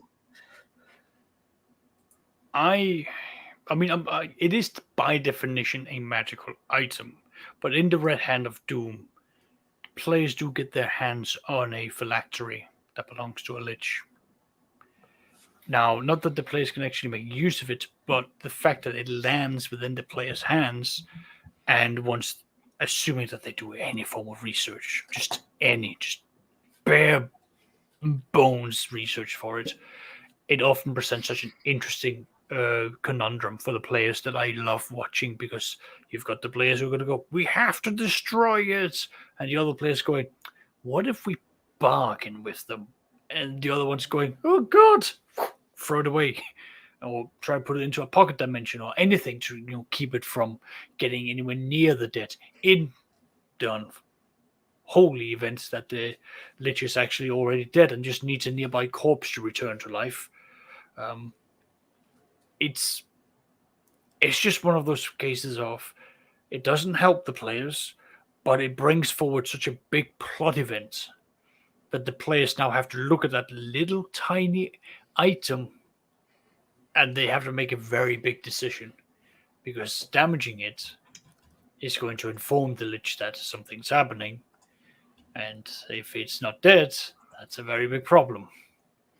And it's the sort of thing of, again, you can really mess with the players' minds, especially with my real life group. They've played with me for about a year, so they're already in a very paranoid state with me sitting at the DM seat. So then when they get this, I expect them to just look at it and go, we don't want this, Oscar, please. I think Herax is right here for the classic old modules. And yeah, Michael's mentioned the lantern in the Lost Caverns of Sargekanth. It's an artifact. It's an extremely powerful artifact, and it gives massive scope for the extra quests to find the coloured prisms that give it its variety of powers. It's expensive to refuel, but it is so powerful. But when I put it in my campaign, when they did Sojkanth. They were sent on the quest by Big B, who wanted the items returning to him for safekeeping. So they weren't going to argue with that. Maybe in hindsight, I should have allowed them to have a little play with it, but I didn't because I'm nasty like that. Same for the weapons in White Plume Mountain. But that's the it's Dowd's Wondrous Lanthorn. Beautiful piece of artwork in the adventure as well for it. Essentially, it's a lantern which has a variety of you can put a variety of prisms in there to put out various types of light, and each of the light has a different effect. And I've got a fly bothering me. Do apologize. I'm trying to catch this fly that's flitting past, and I keep missing. So somebody's cursed you. Yes. Everard's annoying fly. Everard's annoying fly. Yes. So, a favorite magic item from? Oh, you don't do published adventures, do you? I read them. In fact, Sojkanth is one of my favorite modules published ever. It's actually one of the first ones I ever owned. A favorite item for any of these published adventures? One that always stands out, and it's published only in that it was in the pages of Dragon, is just because it's a great name with a fun adventure, and that's got to be the Sword Fed Fencer. It's like a plus 5 or 6 Holy Avenger that is kept in a fortress of Githyanki in the astral plane, and that's the adventure. You have to go to that fortress to get it. High level stuff, then. Yeah, well, it was fun. I think, of all of the other items, I really like the Robe of Useful Items. Published magic item, that is. From an adventure, I don't know. I can't remember anything that stands out from an adventure specifically. I ran the I don't know if you're familiar with the Wizards Challenge. It's a second ed sort of one-on-one module. Yeah, I know it exists. I'm familiar with it by name. I ran it as a proper module because I'm wacky that way. It's not a great item, but my group had it. I loved it. It was this little item there called the Staff of Proficiency. And very simply, it's a magical quarterstaff that gives proficiency in quarterstaff to anybody who wields it. So the wizard who didn't have any proficiency in quarterstaff, it was perfect because he could just pick it up and could use it. Counts as a magic item. And I didn't think anything of it. It was like, oh, it's an interesting little item, but they loved it. They're like, they're passing it around. Okay, it's magic. We can use it to affect magic creatures. Anybody can use it. We don't have to worry about not being proficient. Great concept for other low-level magic items too. Just items that give you the proficiency with them. And again, not a groundbreaking item. I can see this being the sort of thing you would find it like old ruins of where they would be training people. Yeah, exactly. Here's the this is the standard staff issued by the Holy Order of whatever. That order failed because everyone of the traveling monks wanders with one. The history of the order is that they failed and died out because in their training they relied on magic weapons of proficiency rather than actually learning the skill. There was a duck rogue who kept hitting himself in the face with the quarterstaff, and so he went on a quest and found a wizard to create this one for him. It requires the incantation dodge, parry, thrust. The holy hand grenade there. Yeah, there's a seen that up here. That comment up here. Holy hand you gotta wonder how many times that thing's been written up for campaigns. I have D4 holy hand grenade dice. I do have to say, one item that was inspired by a movie that made it into rotation heavily with our group and then inspired other things was just dragon scale armor. Watching the Dragon Slayer movie and seeing him make that shield or the girl make the shield for him, out of the discarded scales. Every dragon that we fought was like, I'm gonna skin it and make a suit of armor out of it. I mean, I don't mind allowing that, but I also tell them that a smith capable of doing that. Oh yeah. Is rare. It's it's possible, but you can't just hold the scale and expect to get all the bonuses. Yeah, no, I completely agree. So that's step one, but then step two is also the whole case of I come from the opinion of like, well, it's the equivalent of wearing the skin of just any enemy. You know, most monsters of that group are gonna think you're absolutely crazy. Oh, yeah, wearing a suit of dragon scale armor and then running into any kind of dragon kind would immediately inspire hatred. Exactly. Like, it doesn't matter what side of the spectrum, chromatic, metallic, they will all look at you and go, no. No. We, the apex predators, do not allow this. But I mean, I've always ruled that, especially if it has the tattoo of their best friend on it. You know, Vermithrax. I knew him in college. He was my roommate. Those sort of skin armors are, of course, incredibly desirable for any character classes that can't wear metal armor. Oh, yeah. Right. Yeah, a druid with the animal scale, Ankeg shell scale, like they had in the Baldur's Gate games, and Umber Hulk, dragon Titan armor. Yeah. Yeah. But you still require it's a special skill being able to forge it into a lasting armor. Yes. Yeah. What are you doing with that 3 Kreen, hollowing him out so he can wear him as a suit of ready-made armor? And you can just give it the stats of something like scale mail, but that's still 2 points better than a druid could normally get, and you probably get some sort of resistance in there as well. Or if you had the splat book, if you had the splat book from 2E, you knew exactly what its armor class was because it was in there, or Dark Sun. But even it's not magical. I mean, I'm thinking first edition, but scale mill, base scale mill has a movement rate cap of 6. And so you get that. So okay, so I get the NKEG scale, for instance, and let's say it's movement rate 9 or even 12. So it may not give you better protection, but it gives you the better mobility, which is still a massive bonus. Yes. Or you can just magically enchant it to get rid of all these limitations. It's like Elven Chain. It's that basically chainmail, but it wears like cloth. Yeah. Again, I don't see a reason. That was actually kind of the inspiration for Elven Steel, anyways. I was talking about it earlier. It's like Elven Chain is magical, sort of. Yeah. Well, there's many ways you can get around it. I mean, again, if we're going to go in for like the druid aspects, again, you can look at the various kind of insectoids, and you can just find the larger versions, and you can just fashion, anywhere from breastplates, full suits of armor. Like there are many. Hey, there's even historical versions of that. You got different tribes in various places wearing gator and crocodile skins and stuff. Yeah, I mean, again, scale and hide like that is tough. It's not something you just penetrate. With your just ask anybody who's had to try and shoot an alligator. Most bullets bounce off of them. I've never had to either, but I know plenty of people who live in the South where there are gators, and they're like, it can be difficult. I mean, there's a reason why they've been apex predators for millions of years. Yeah, they used to eat dinosaurs, so so that's what happened to the dinosaurs. They outlived the dinosaurs. The same crap. They had to go through the same crap that took out the dinosaurs, but they're still here. But so are frogs. And dinosaurs and are sharks.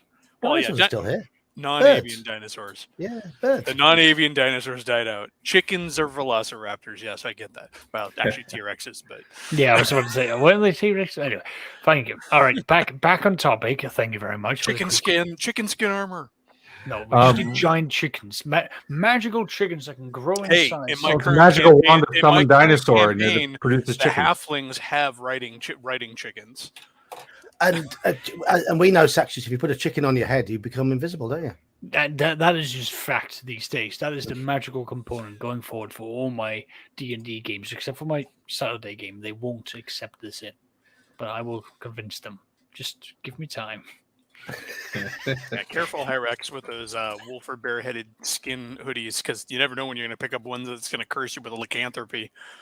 I mean, on a quick side note, because there are some of those old werewolf myths where like they would shed their skin and become human, and then they would put their skin back on to become a wolf.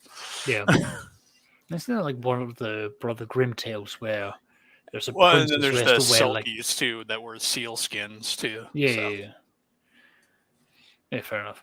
The old classic Swan May from Monster Manual 2. Well, listen, Saxus, we interrupted you mid-flow. You're about to come up with some. Well, I was literally just about to say, like, I know in Lion and Dragon, there is the invisibility spell does require the mage to take his shoes off and swing it around his head. I was just like, well, just change with a chicken. We're all good. There you go. It's just like it's already codified into some of the rules. But furthermore, from there, I'm just trying to think, like, what other spells really that there are. Or what other magical items we can really bring in, because there's so much, from magical weapons. That's a topic that could go on forever. Oh, good, yeah. Dead silence. Somebody cast a silence spell. Well, I think something you brought up in your recent video about Mage, about experience points for magic items. How did you do you play that by the book in terms of giving out magic, giving out XP for the magic item or XP for the items when they're sold? Yes, actually, in my first dead game, 100%. It's exactly by the book. The players, when they get back to their safe space, they choose whether they're going to sell the excess magic or they're going to keep it. In which case, they get either the XP for keeping it or selling. Do they get the full value of the sale? If they do it right away, yes. I mean, in terms of, say for example, it says, this item is worth 10,000 gold pieces, and there's nobody about that can afford to spend 10,000 gold pieces on it. Well, I tie that in with the downtime. So, for example, I bank the time passage because I do the real time away from table equals time spent in game, and when it's not possible, I bank the time. So often when an adventure ends, there's several months of downtime. So I just assume they're spending that time finding a buyer. It's not like they can go to a shop; they have to send word. They find people, and so yeah, it's just part of the process. I don't make them roll for anything. If they choose to keep it and sell it later, then they'll have to go through a process. So it's just sort of part of the adventure end downtime. That's the bonus. They get the full value, and it's easy if they do it right away. If not, then they have to play it out, if that makes any sense to you. Because I didn't always give the full value, and they get the XP for whatever they. Say for example, if you take a gem back to town, and you'll get the full XP for the gem, 1,000 GP or whatever it was, but the jeweler might only offer you 100 gold pieces for it. Oh yeah, because they're going to have to make up their markup. Well, it's usually the other way around. They prefer they'll offload all the coin and keep the portable wealth. So they're not usually selling off the gems unless they need to break it up for a division. But they would rather keep the gems, so it's because they're lighter to carry. It's the coin they try to get rid of. They'll spend it first. I don't mind. I don't play with the numbers. It's at an adventure's end. At that point, at adventure's end, it's book value. I just keep it simple. They'll have enough that it'll level them up or that sort of thing. But if they choose to sell something mid-game, something they've already kept, then it's a different process. Then they might not get full value, right? I mean, like I said, in terms of experience points, I'll always give the full experience points to the value of monetary treasure. But if they sell a magic item and they choose to accept 1,000 gold pieces for something they could have got 5,000 gold pieces for, then that's on them. Yeah, that's on I them. used to do it that way. Yeah. I just simplified. That's all. Okay. I mean, I don't give them the full experience. If they choose to accept 1,000 gold pieces for a magic item, they'll get 1,000 XP. So now, usually I require them. They usually have to hire a sage to identify the stuff. I don't tell them what it is. So that can be a problem. But in the case of Team Evil, for example, they're all affiliated with the Assassins and Thieves Guild. So the Thieves Guild and the Assassins Guild have people to identify this stuff. So that's a perk of being a member and paying your dues. But those who don't, then they have to go and pay through the nose for the sage. And that's just part of the game. Okay.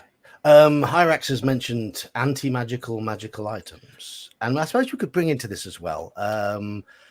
What happens, for example, if a player, if a character has magic resistance? If a what? If a character has magic resistance, Well, then you follow what the rules. What? So do you make it affect any magic items that they're carrying? Well, Carrying, no, but if they're going to No. invoke an effect, possibly. yeah, because we're not looking at like the beholder's Not the central anti-magic. eye. Yeah, it's not anti-magic per se. It's magic resistance. So So it's They only, are very- only when they're only, When only you I know when in it's like directed in at the them. past when we were playing, if a character was wearing a ring of magic resistance or something like that, and the cleric went to heal him, Mhm. he would have to take the ring off before he could get full healing out of it. yeah, It's how we Mhm. always played it. I mean, go on. But yeah, I think Hyrax is talking more things like he mentioned specifically like Rod of Disenchantment, Rust Dust, things like that. Cancellation effects, yeah. Yeah, but even then, like magic resistance, there are very specific rulings for how that works. So it's not that it's going to affect items; it's specifically the effects.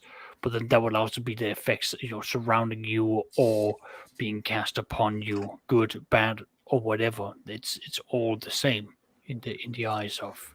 So, for Magic example, you slipped on a ring of invisibility and you had magic resistance.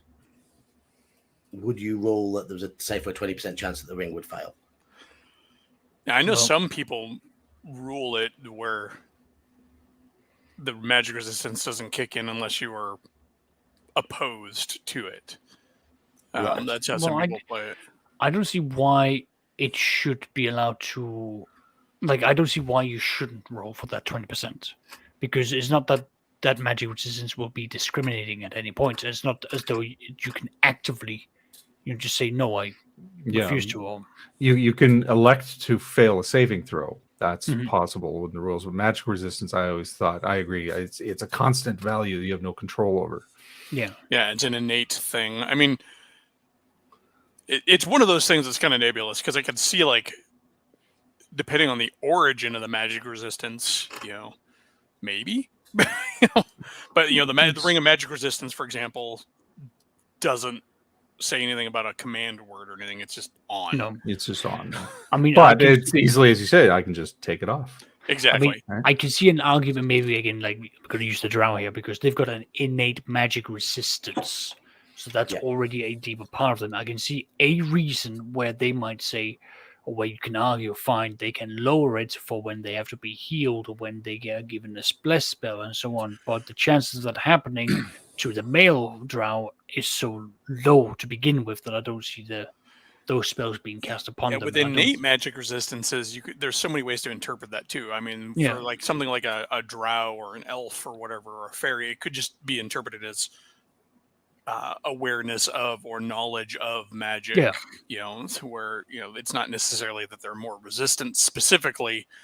So you could argue that they could lower their defenses if they wanted to. That's at least the argument I have from the specifically those races' perspective. At the very least, that's my interpretation for them. It's a little off topic, but I'm curious how you would rule this. So you were just talking about the drow. Okay, so the drow have the ability to cast darkness. Yeah. All right. And they have the magic resistance. So Yeah. drow cast darkness, then they walk into that pool of darkness. Yeah. How do you rule what their magic resistance does? Yeah, but so that's an area of effect. So it's not that they're canceling out the entire area; it's just canceling out the effect on them. But that's also being cancelled out of their dark vision sight to begin with. But as far as effect on the spell itself, I don't think it actually affects the overall effect of the spell. Yeah. It just affects their. So would you rule the drow walks into that pool of darkness and it just doesn't affect them? They can see normally. Yes, but I would have ruled that from step one because of their dark vision that they can still see through that. That's my understanding of the spell and their dark vision. Depends on, I guess, if you're talking about AD&D darkness or current darkness. Well, my default is AD&D, but because like the current version says it blocks any non-magical. Yeah.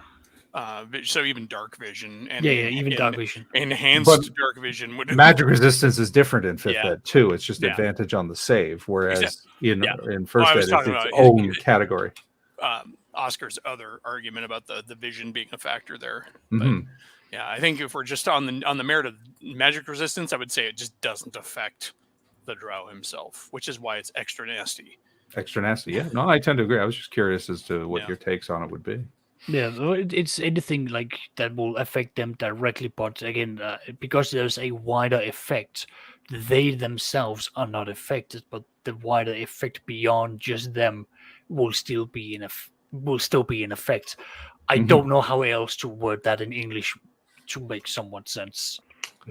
I know what you meant. I mean, obviously, Hyrex has said the way to get around drow magic resistance. Lightning bolt the ceiling. But does lightning bolt do enough concussive force to the ceiling to collapse it? And if you do that, depends on it'll the bounce level. back at you and hit you. But gentlemen, is it all just a giant illusion? The rules for lightning say if you were to cast it on the ceiling, it would basically bounce back to you. It would depend I on the disbelieve specific this environment. illusion. Well, if you're talking about a collapsible ceiling against the drow, it's probably stone. Yeah. Anyway, Unless you happen to be against those drow that are in that one adventure in that one issue of Dragon Magazine that are living in a big tree in the middle of the forest. Yeah. They have this sealed off tree. Well, no, they've come up from the Underdark. No, and they have this fortress that they built.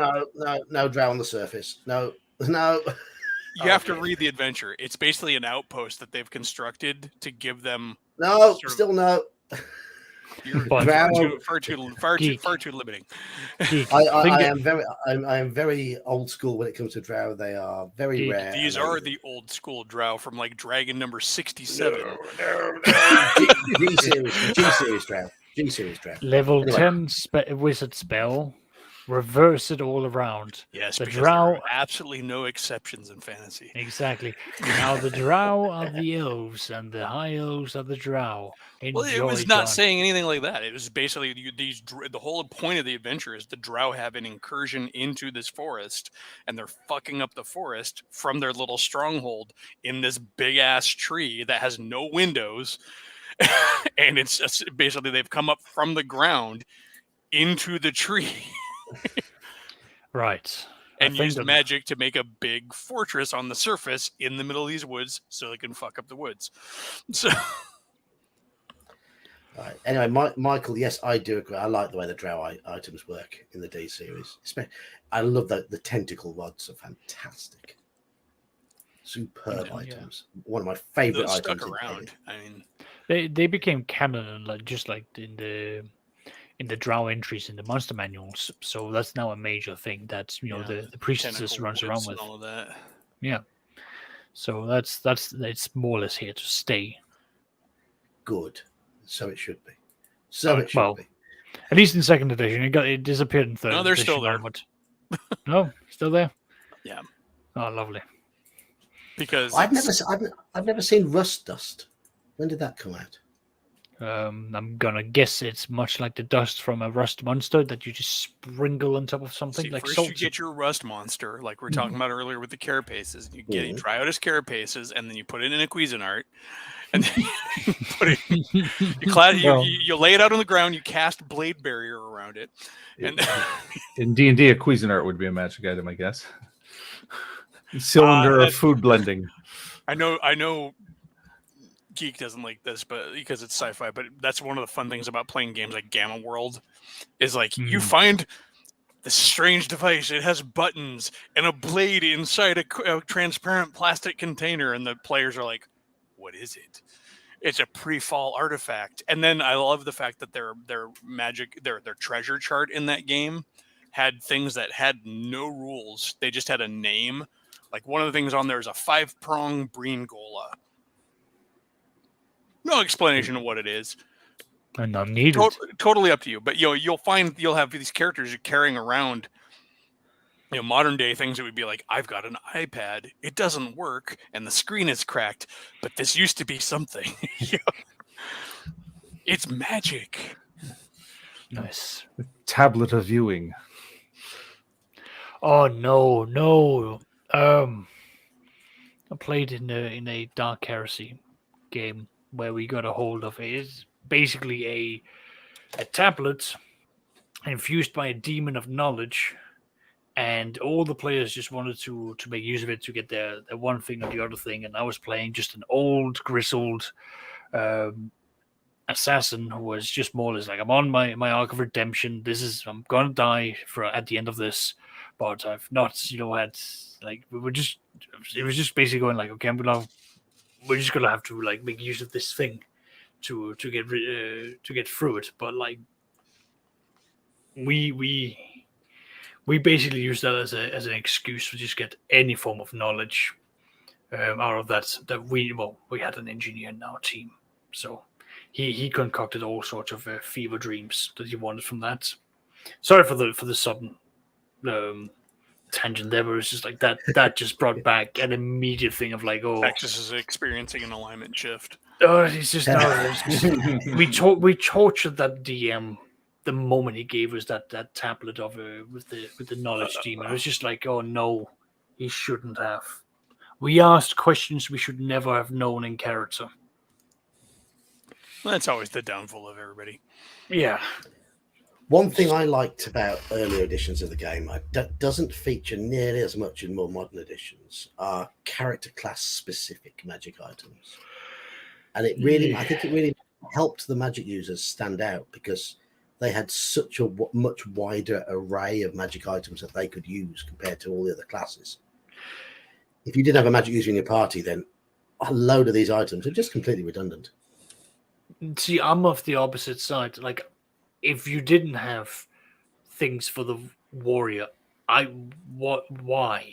Just because there are so many other things that wizards would just be benefiting from, or that I see wizards just jumping out going, I want this, I want that, this, and so on. Like this. Well, there are things for warriors. There are things for warriors, but it's just that there were so many more for the magic users. Yeah, like I think that that's just needed more for the warriors, which is why I like to take weapons and give them extra stuff so that there are more for the warriors. Yeah, I mean, it's always fun creating specific weapons with specific powers and weapons that grow with the character as well. Powers that emerge as the character gets better at what they do. It helps to create unique stuff and make the player think that they're getting something as they go through the levels. They don't necessarily need to be particularly great powers. They are getting something. They get to survive. All right, gentlemen, I am gonna have to call it a night here. I am tired, and I've been waking up at 5 a.m. the last few weeks, so gonna have to call it now. Oh, right, okay. It's actually bedtime, and I know Elfbait's gonna have to soon as well. So it might be a bit of a shorter stream tonight. It was Dragon 73, by the way, that had that drow adventure. Right. Okay. Well, with the also originally named adventure Forest of Doom. Forest of Doom. Yes. The Forest Oracle of Doom. I'm pretty sure it's still a better adventure. That issue also has the ecology of the Catoblepis in it, and an article on the half ogre. Oh. Bye, Sexious. It's Sexious. So it's actually a quality module, or quality issue of Dragon. Well, I've read as far as Dragon 8, I think, so far. So I've got a long way to go. Step 2, man. Pick it up. Actually, that issue is like packed with all sorts of good stuff. I'm trying to now. I'm trying to vary what supplement to whatever I read each week to give a bit of variety. That's why I did the Carcass Crawler this week, and glad to say it was a much better edition. On theme, this same issue has a article titled "Non-Violent Magic Items: 100 Ways to Keep Players Guessing." Excellent. It's like a D100 chart of non-violent magic items. What good stuff stands out? It's Old Dragon, so it's essentially a wall of text with a few Parkinson illustrations. Let's see, carved stone miniature door about 4 by 1.5 by 1.5 inch. Excuse me, tiny print. Old Dragon, old eyes. Can be tuned to a particular door, a set of doors, or gate by use of a proper magic word. Thereafter, when its knob is pressed, it's what? Any such door, it's a door. It's knob.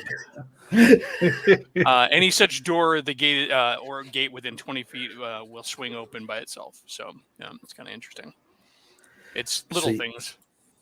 I'm not going to put that in any of my games, especially with my Monday lot, because if you start bringing up knobs, then they're just going to descend into childishness. Knobs that open gates, no less. Yeah, I will say that one thing about this Drow module, like it or not, this Drow adventure, it's got an excellent map that could be repurposed of a big ass tree with a whole dungeon inside it. That's good. This tree is like 100 feet across.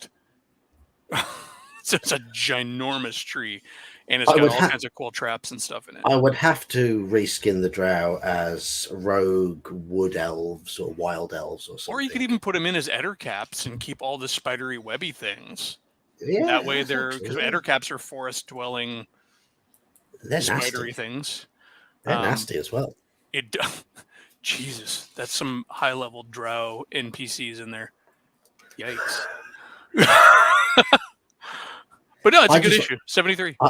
I just like to keep Drow deep underground and mysterious and rare. Well, I feel like this is in a similar vein as the Drow that are showing up towards the end of the Giants series. They're kind of out of they're poking their heads out of their normal elements to to cause trouble. And that would be another way to introduce the Drow and drag your characters kicking and screaming into the Underdark where they don't expect it to. Like if they know there are Drow in the world, they're like, we're never going to the Underdark ever. This forest can't hurt us. There's no Drow here. Surprise. But Michael, I've never used the Machine of Lum the Mad. Well, that was in Baldur's Gate 2. All right, I'm gonna have to ditch out, guys. But it was great episode, great Charles, thank you. Later, folks. Thank you. All right, see you around, FB. I remember seeing it in Baldur's Gate 2, but I've never used it in a tabletop game because it's not my sort of thing. It's a bit too technological.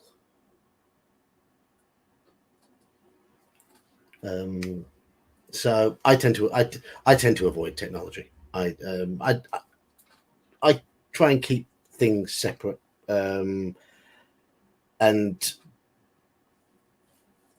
I try and keep technology down to an absolute minimum. And one thing players I have seen in quite a few discussion groups where players are trying to recreate quite modern devices using magic. It's epidemic in Fifth Ed, I don't allow that. I don't allow that because I like to keep my games very medieval. And if it's not been invented, the character won't know about it. Won't know about the concepts that are involved. I get that a lot with players. You know, they'll as you say, they'll try to infuse modern concepts. Oh, well, it's easy. Science says they can do this. Yes, but your character doesn't know that. No. What did they know in medieval times? But magic. Well, no. So, but I suppose if you are playing a more technological game, technology can be seen as magic, and I'm guessing that's the sort of approach they have with places like Eberron, for example, which has that sort of. But that's the setting. That's setting specific. It's not just a general medieval fantasy or swords and sorcery, which is even more ancient. Yes, but of course, in Greyhawk, they did drop Expedition to the Barrier Peaks and Blackmoor, put those sort of places. But again, Barrier Peaks is an outlier because it's a crashed spaceship. It's not something that's indigenous to the world that somebody figured out. Wasn't there a bit of technology in the Blackmoor setting though? Possibly. And they bolted Blackmoor onto Greyhawk. Pretty sure of it. It's possible. I don't know offhand, but anyhow. Right. Anything more on the topic you want to bring up? No, I got nothing. I got nothing. When you mentioned the topic, I was like, "Oh, okay. I guess I'll sit and listen and see what comes up." Yeah, they've deserted us. The more organized ones deserted us. Yeah. Yes. We are the ramblers. we are the ones who react to what other people, the ideas that other people bring in. So, go on, chat. anything you want to ask us, pair of old fuddy-duddies who are ill-prepared for this topic? We'll discuss your topic. With me, it just comes up so rarely. Like I play by the book. I'll come up with something occasionally, but for the most part, it's like I got the books in front of me. I'm a lazy DM. I need quick prep. And sitting around and balancing and designing a magic item. I guess the one item I created for my current game that's come up is, although it hasn't been mentioned in the Night Below recaps because it didn't come up there, but Bob had a magical key, which was a set of 12, and I created that. And so I created the item. The magic key has properties that they have not unlocked. And when they have the set of 12 will point to a vault where the wizard who created it stored his artifacts. So they don't know this yet, but that's a big adventure hook. So there, I created that for my game. I can say, in the OSE game, it'll be a blend of by the book items and things I make, because I do like tinkering, I do like making, and I do like stealing ideas from places. It's not fast. Yes. It's homage. Yeah, of course it is. Of course it is. And all the best DMs beg, borrow, and steal from wherever they can, and then claim it for their own. Undead and essentially magic items for necromancers. Well, yeah. Well, they can be dispelled, so yeah, why not? Yeah, of course they are. Dispel magic, and it wipes out a skeleton or zombie. So, yeah.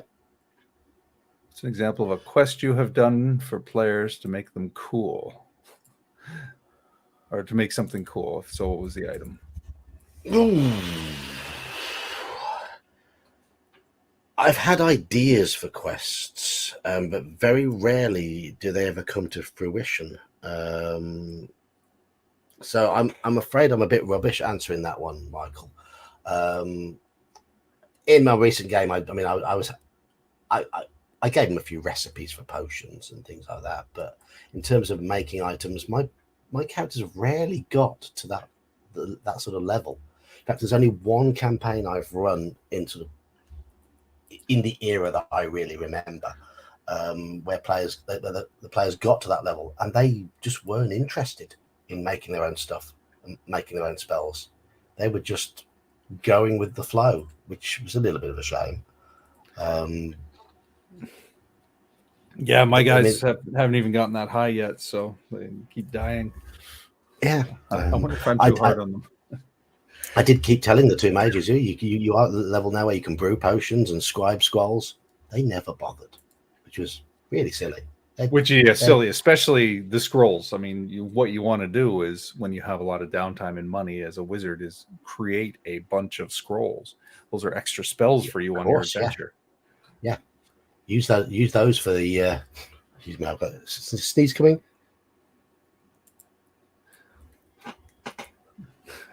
Excuse me. There we go. It sits there, and you're like, oh, you've got the amulet of sneezing that never comes. Yes. But yeah, I mean, it's a great way of having loads of utility spells kept. Yeah, identify being the big one. You precast identify into a scroll, and you suffer all of the effects before the adventure, and then you've just got an instant identification ready to go. Yes. So Hyrax has asked, magic items identify versus trial and error versus legend, lore, and sages. All of the above. All of them, yes, all of them. Yeah. I love my players to trial and error with items and just simply find out what's going on. It might have a command word inscribed on it that might do something, but there might be hidden things in there that certain things can happen with, and certain enemies might set it off or whatever. They're there. Those things are there to be found through a combination of luck and whatever. Sages. Again, that group that got to the level where they got the money for that sort of stuff just weren't interested. They just weren't interested. Yeah, my group, they find magic items. They're paranoid. They identify it, they put it away, and they just wait until they get back to town and can identify it. Right. Yeah. Yeah, but that's what they generally did. They drop a detect magic on it, work out it's magical, and then between adventures they would start trying to work out what it did. That's most common. Or if it was a weapon of some or a piece of armor, they would try it out. Yeah, they also got smart, started casting auguries to make sure nothing was dangerous if they used it right away. It's like, good, use your resources. Yes, yeah, and that's what divination spells are for. I mean, augury, it basically tells you if the current course of action is dangerous. Yeah, weal or woe. Yeah, there you go. Perfect use of the spell. Commune is another good spell for that. Mm-hmm. Until your god said, "Stop bothering me. Just try it out." Yes. Personal investment into items. Well, yeah. I mean, I have. It does remind me of one item I did put in. There was an item that had got an essence of the mage that created it that was long dead, and that mage was quite irritating, and would keep talking to that character, keep talking telepathically to that character and interrupting him at annoying times.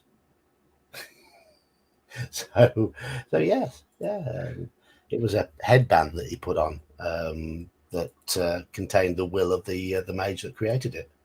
It gave the character a nice little boost, but there was something in his head from then on. All right. XP costs. That's in 3rd edition, isn't it? But they had the that's a XP 3rd cost edition thing. Yeah. I'm not a 3rd edition player, and nor's mage.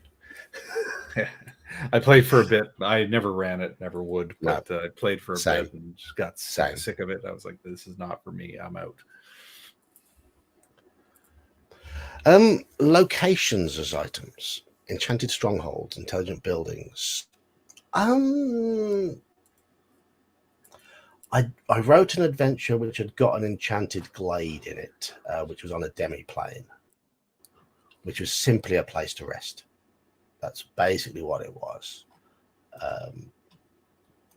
I got that idea essentially from Castle Amber, where if you choose to rest, you can rest pretty much at will. But they were limited as to when they could go into this demi-plane. They had to be pretty much invited. So that was it was a enchanted glade which had fresh food and water and all that sort of stuff. So they could always stock up, because in that adventure they were basically outcasts from a town. They couldn't go back to the nearest town, and they couldn't escape without defeating the demon that was harassing the town that thrown them out. Slan is mentioning your enchanted source of water. Yes, of course. There is an enchanted source of water in that adventure, and I may have other ideas for possible effects for that water. Things you might be able to do with it. I mean, yes, you get 1 hit point temporarily while you're wet, and it can be used to restore dried out potions. You've discovered both of those. Well, the thing about enchanted areas is that they'll turn up all the time. Like, so many modules and so many scenarios have them, but how many players have you had that want to build that? Want to build something where they've got a magic fountain? Yeah. Never. No. I'm afraid that's never come up in any of my games, because they so rarely get to the levels where they can create those sort of things. I had a druid once in the 2nd ed game. I made a grove, but it was a grove. It wasn't like it didn't have an enchanted effect or anything. It was the grove for religious purposes. That's the closest I've ever come. Yeah. I'd like to get players to nurture and cherish characters those sort of levels, and then start thinking about that sort of thing. But it happens so rarely in games when you play very fairly, because it takes so long, and so many characters die before they get there. Well, that's the thing, and it also depends on how fast you level your characters. Like I'm not stingy per se, but I play a moderate game. Our current team good, they're the highest. They have a 6th level thief, a 6th level cleric, and it's taken those players about 2 years to get to those levels. Yeah, and that's if you play sort of 3 or 4 hour sessions every other week. That's how long it will take. Bi-weekly, around 4 hours on average. Yeah. Well, I mean, the game I was running my group through, it was all using official modules because they'd not experienced any of them. So I wanted to experience the nostalgia of running them. I wanted to run them all for an adult group, and we played pretty much from about 7:30 till about midnight every Friday for the best part of 3 years. And they had multiple characters, so they were switching between groups so that I could use all the modules. For example, one campaign started with the village of with Eye of the Serpent, then went to Village of Homlet, and then to the Sentinel and the Gauntlet. Whereas another campaign had Against the Cult of the Reptile God as a starter, and things like that. So I could use all the modules because obviously they'll fly through certain levels. Right. And modules are also high yield. Like if you get all those treasures in a module and survive it, you will level. You will fly up. It still took them all that time to get to the highest level character was a level 12 thief, and there was a lot of deaths. Most of the characters had lost at least 5 points of constitution due to resurrection spells. Raised deads, sorry. Right. And that was really common. I mean, most of the fighters no longer had constitution bonuses. So it was becoming harder and harder and harder to survive, as the dwarven fighter now had about 40 maximum hit points instead of about 60. Right. But yeah, and that sort of thing happens. It is a bit of a spiral. But yeah, they got some really good items from those adventures because they are quite heavy with them, as you say. They're quite heavy with treasure. They're quite heavy with the reward. It is a risk and reward thing. A lot of the modules are difficult, but certainly if they go through the Lost Caverns of Sojcan, they're going to come out with some amazing loot. Mm-hmm. Yeah, a lot of modules like that. I'm thinking, what was the other one? Tomochan is not. Tomochan has a very low yield. Very low yield. Yes. Tharisdun has some good loot in it. Low yield ones. Most of the Desert of Desolation's a little bit low yield when it comes, especially when it comes to monetary value. Dwellers of the Forbidden Cities, high yield. That's because it's a sandbox. There's loads of places to go. And for low-level adventures, Village of Homlet, extremely high yield. Extremely. But you've got to, you risk quite a lot of characters to do it. Well, as you know, I'm recounting the old school Essentials game, Keep on the Borderlands. Yeah. And all told, I've only recapped 14, but all told, we've had 21 sessions. And that's over the course of the year. I started this time last year. Mm-hmm. And so it's interesting to see that. Now, of course, the highest character is only 4th level. Yeah. That's a year of, I guess 20 sessions. So effectively bi-weekly, just slightly less than bi-weekly. So that's about a level every 5 sessions. That's actually a decent rate. That's not particularly slow. No, it's not too bad. I mean, there have been a lot of deaths, but the current highest level character, the cleric, that's his 2nd character. So he's the only one who hasn't died multiple times because he got it real fast. Oh, we got to play smart. It's easy to die. Yeah. Wait, so in my OSC game, I think one of the thieves might be within about 200 or 300 XP of gaining a level. Yeah, thieves, especially because they go up fast. But I was able to say, tied into the magic items, I mean, and the treasure, Keep on the Borderlands has a lot of good stuff you can find. Mm-hmm. But then I've been peppering around other modules and other scenarios. So it's interesting watching, and you can see where that comes into play. I've lost my thought now. I just had a total brain fart. I had a point. But the Lost City is another one with really high, it's high risk, high yield. You're going to lose a lot of characters to get all that loot out of there, but there's plenty of loot in there. Yeah, and I think, and that's it. That's an important consideration when we're playing the games, is what is the reward versus the risk ratio. Yeah. I still can't remember what my point was going to be. I say they're talking about war-based items in chat. I've never had anyone use. I wanted to end that campaign with Bloodstone Pass, which is about a level 15 adventure, which uses battle system. And I certainly would have considered putting in things that will have battlefield effects in that, but G3 killed them, so we never got that far. Never got this far, sadly. I've still never run Bloodstone Pass, and I'd love to. It's not a perfect adventure, but I like the idea of going from settlement to settlement, trying to raise an army. I think it's a good idea for an adventure. Hyrax is mentioning B4. It's one of the B modules I have not yet run, if you can believe that. I think I've run all the others. Let me see. I've done 1, 2, definitely 3. Which one is 5? 5 is Horror on the Hill, right? Or is that Journey of the Rock? Horror on the Hill, I've definitely run that. 6 is Veiled Society. I've run that. Yeah. Or Rahasia is 7. 8 is, which one is 8? That one's Journey of the Rock. And then 9, your favorite, Castle Caldwell. Yeah, I've run all of them 1 to 9 except for B4. I've never run it. I own it, but I've never run it. So the only one you haven't run is the best one. Possibly, yeah.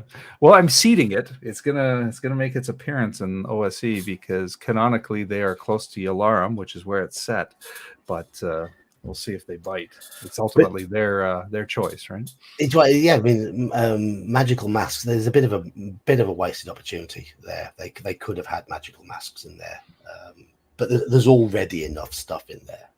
But make some of the masks magical with interesting effects. That would be good. Oh, I haven't run 10. That's Night Dark Terror, and 12 Queen's Harvest, but I have run the King's Festival. So only 3. I haven't run B10 either, and that's I've read it, and that's one of the best ones. But it is it's a big undertaking. And the issue with B10 is it starts at level 2. You can't start with level 1 characters in it. It's too hard. Right. But it is a glorious adventure. It is really, there's tons to it. Absolutely tons to it. It's given the format of my OSE group, so I don't know if I could run something like B10 because I think it's more campaign and story driven. It is, yeah, it is. And I can never guarantee who's going to show up to the table. It's such a rotation. So I need a setting like the Keep where such a rotation is not a problem. Whereas if somebody commits to it. The Lost City would work because once they've established a base in the upper tiers of the pyramid, they can then go into. You can play it very sandboxy, go off in little forays. Right, just justify how people are coming and going. Yeah, of course. So yeah, treasure table random rolls or decide. Do you random roll everything or do you decide? I generally roll randomly. The exception if it's core to a scenario, right? Right.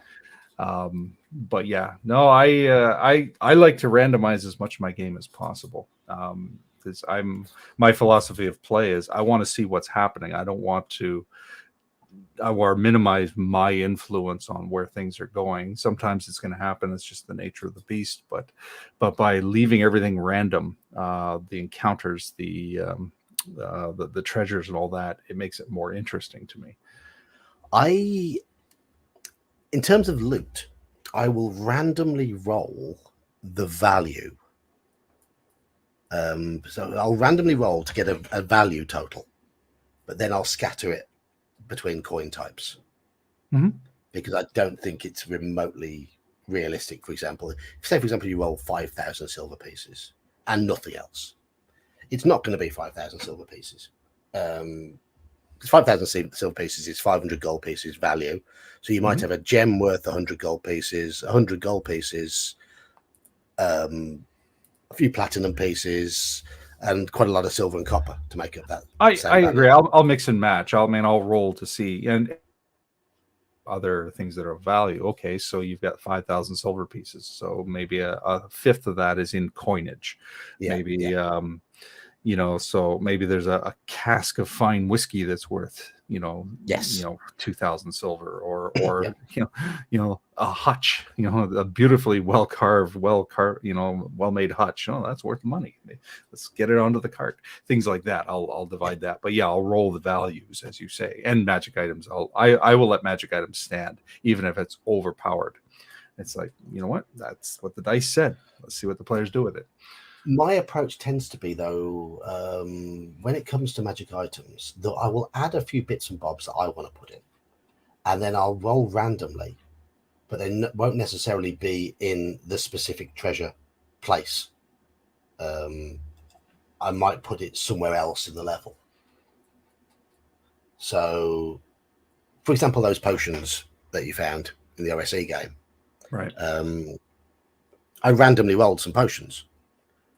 But I wasn't going to put them in the goblin lair because there's already some stuff there. So I thought, well, what else can I do with them? How else can I get them into this level? So I put them in another room where they would fit. Well, that makes sense too. Goblins, they're not stupid. They're like, well, let's not put all of our eggs in one basket. Let's spread it around into hiding nook and hide them in nooks where if something happens, we can. I put my in a place where the goblins don't even go. They were just going to be on that level. They're just part of that level's treasure. Oh, I get what you're saying. I was thinking, the goblins would spread it out and hide it in different nooks. No, not necessarily. No. As far the way I see it is that those treasure types they'll pretty much define the overall loot of the dungeon level, and it doesn't necessarily belong to those creatures. I like to dot things about and put them behind puzzles or just sort of little things that you've got to overcome to get the treasure, like the sack of loot that was in the skeletons room. Skeletons don't normally have treasure, but that was just pulled away from another section and just dropped in there because I thought that would be a little puzzle to solve, and there's your reward. Anyhow, a ring of daredevils reduces difficulty of maneuver, but it makes you blind. Okay, fair enough. And it gives you echolocation. Yeah, but I mean, I like the idea of importing stuff from MERP. Because I like MERP's approach of having items that allow you to use spell-like effects, and there's a lot of flexibility in that, and there's a lot of specificity, a lot of flavor in a lot of those items. So I agree with Hyrax on that. I've agreed with a lot that Hyrax has said tonight. Thank you for joining chat, Hyrax. You've been a worthwhile addition to chat tonight. You've given us plenty face keeping us on our toes. Absolutely. Is it Slan? Is it Yanu? I think Gingerbeard's character is quite close as well, but again, he's another thief. But I'm probably going to duck out in a few minutes. Bear is doing his 4-color cafe, and he's invited me on. I haven't been on his show yet. Yeah, well, I say. So you're joining other channels. Indeed, it's not just you and Hungar. Now I've got a third one in my repertoire. all this procrastination you're doing. Yeah. Well, hey, I posted a video this morning, so yeah, you did. You did. I got 2 weeks left on my Final Cut Pro trial. So now that I've gotten used to it, it's like, I gotta buy it. But is it making life easier? It's making life more variable. It was a slightly steeper learning curve than iMovie. iMovie is dead simple and free, but there are more features in Final Cut Pro, and once I master them, I think the videos will become really smooth. Right. and I can add gimmicks and tricks. You know, I'm already using the basic ones, like basic transitions. I don't know if you saw today's video. The werewolf transformation seemed more smooth, or the werebear. You can see almost the lines blurred together, right? So it looks so much better than just a dissolve. Little details like that, which I think add to the overall effect. I mean, I know the one I use has got plenty more, a lot more power than I will ever consider using. It's just that I don't have the patience, the tolerance to play around with it. Yeah. I tend to record a video and then put all the pictures in and go, right, I'm done. And I know it's got all transition effects and all sorts in there. I just don't know how to use them. And I'm not the most patient when it comes to learning new stuff. So I've got it at a level where it's working for me. Well, if I wanted to keep making videos, I had to learn it. I started when I started the channel, it was all my phone. Then I moved on. Oh, I can juggle between my phone and my tablet. And then I got the computer. It's like, oh, I can do iMovie on the computer, and it was an improvement. And then somebody suggested to me, you should do Final Cut. I'm like, oh, it's another one to learn. All right, let's take a look. I mean, people have give me all manner of suggestions, and I bought Debut, which allowed me to record my screen with me on the corner of the screen, but it's power hungry. I need to find a way of transferring that license across my other machine I've got now, which I still haven't got. They still haven't sent me the motherboard for it. I sent them a very demanding email today, basically saying there will be a PayPal case raised if I haven't received it by this weekend. Right. So I think it's been a month. Yeah. I ordered it a month ago. It arrived pretty quickly, but it's been 3 weeks of fobbing off now. So, and each message I get will say, "Oh, I'm checking them. I'll send them out. I'll be checking them tomorrow. I'll send them out next week or whatever." And I'm like, "Look, if I don't receive it by Saturday, then there's gonna be a file a complaint." Yeah, there is going to be ridiculous.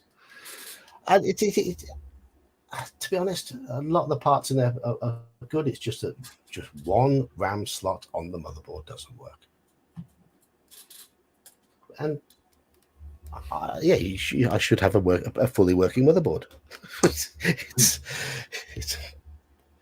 Hello, Wayne. I think we are going to be wrapping up very shortly because Saxius and Elfbait have both already had to go. And what time is Bear streaming tonight? He's starting at 7, so I need to just sort of pop off. I need to get a quick bite to eat, reboot the computer because streaming tends to drain the RAM. I notice everything gets really sluggish after a stream. So is it 5 hours or 6 hours difference to me? 5, so it'll be midnight for you. Midnight. Okay, so we could jump straight from my stream pretty much into that one. But obviously, you need 20 minutes to get off and get sorted. Yeah, that's fine. That's absolutely fine. I might I'll try and watch the first half hour before I go to bed, I think. He did. I gave him the link to your Discord, so he joined in. So he was hoping to get you on some point. I told him midnight was a little late for you, but yes, yeah, he has. He says he's going to offer try and get something going on the weekend, if at all possible. My weekends are very, very busy, unfortunately. Yeah. I can be at my mother's birthday this weekend, so I don't know if I can do the OSE game Saturday. Depends on whether I'm back. Right. But I'm starting to enjoy that. I'm enjoying a good old half-orc fighter there. Yeah, I don't know who's going to run the first session yet. I mean, I might end up running it, but if Gene or Gingerbeard wants to run the first session and leave me with the second one, that's absolutely fine. However we do it, and if there's anyone in chat who wants to play some OSE this Saturday, we're playing OSE in the Discord this Saturday. Join the Discord, click interested, and come along and play some OSE with us because it's a lot of fun. Yes. All right, so you better bugger off, haven't you? I guess so. It's 20 minutes too. So yeah, all right. Have a good night, everybody. We'll see you on the next one. Cheers, mate. Cheers. So it's just little old me. Just little old me. Yes, no, sorry, and there is a session this Saturday. There's 2 sessions scheduled this Saturday, and Jane, if you can run the afternoon one, then that would be absolutely wonderful. So I can have I can play my paladin, and I can stand there and be shiny, and with my 4 hit points and my 4 constitution. Wow, he's so hard. Everyone's gone. Omanal, you're late. We've had Saxius here, we've had Elfbait here, and Mage has just gone because Saxius has got to go to bed, and Elfbait has got work meetings, and Mage is on another stream in a bit. So it's just me for the end, just me wobbling on by myself. We've covered the topic. We've spent about a good 2 hours talking about magic, how we make magic items, what we let players do with them, curses and spells and all sorts. So all the good stuff. Can you bring a thief illusionist? It's OSE. I've said no to multi-class characters, but I have to ask Gene if he's running it in the afternoon. I mean, if he wants to let you run a thief illusionist, then absolutely. You've got to roll you've got to roll your stats. You've got to roll 3 characters, and you choose which one you want to play, and it's all 3d6 in line, 3d6 in order. I've got a paladin with a 4 constitution. That's what I'm playing at the moment. So you win some, you lose some. You take what you get. But all the stuff's in the Discord, and if anyone's got the Discord link, feel free to drop it into chat. I haven't got Discord open at the moment, so let's see if I can find it. Let's see if I can find the Discord link. I'll drop it in. I have got to open up another YouTube window to do this because I paste it in from a YouTube template into my other videos. Come on. 13 people watching me by myself fumble through YouTube Creator Studio to get my copy of my Discord link. Wow. Just bear with me. Just bear with me a moment. Did I put it in that module review? I almost certainly did. Here we go. Here we go. If you want to join the Discord, there's the link. There you go. I know you've been traveling around a lot, haven't you, recently, Omanal? A Tony. My paladin hasn't got that level of strength. He hasn't. It's not AD&D. It's Old School Essentials, which has the only minimum for a paladin is in Old School Essentials is a charisma of at least 9. It's quite easy on the limitations because it is just 3d6 down the line. So he just had to have a 9 charisma. Apart from that, that was it. Some of the demi-human races, you have to have 9 constitution or 9 dexterity or whatever to be able to qualify. But that's my paladin's. He's not particularly stupid, but he's big and strong. He just gets very wheezy when he walks more than 100 yards. So he survived the first session, which is good. Right, so you're converting things that you pre-wrote for AD&D, Gene. That's absolutely fine. Absolutely fine. It's what I should be doing. I'm writing all new stuff. My own stupid fault. I ought to be adapting from places, but I'm not. I'm trying to write it all from scratch. But that reminds me, I do have to do some work on it. Probably Saturday morning, because you've pretty much done everything I've written so far. No, sorry, and it's removed. But when the game is based on BX or BECB, it's removed. And the core of Old School Essentials is BX, Moldvay BX. Though they have bolted on a few bits and pieces from AD&D. And for example, the multiclassing, that's one thing they bolted on. And having, for example, Dwarf Fighter, Dwarf Thief, being able to do that, that's bolted into it as well. So it's like a hybrid. It's a very simple hybrid. If you just assume, Wayne, that it's, as I say, BX with that's not specifically race as class, it's got most of the class rules from AD&D, then there you go, you're fine with that. And if you need any help, I'm on Discord when I'm at work. I just pop the internet Discord link on my work computer, and I pop in from time to time.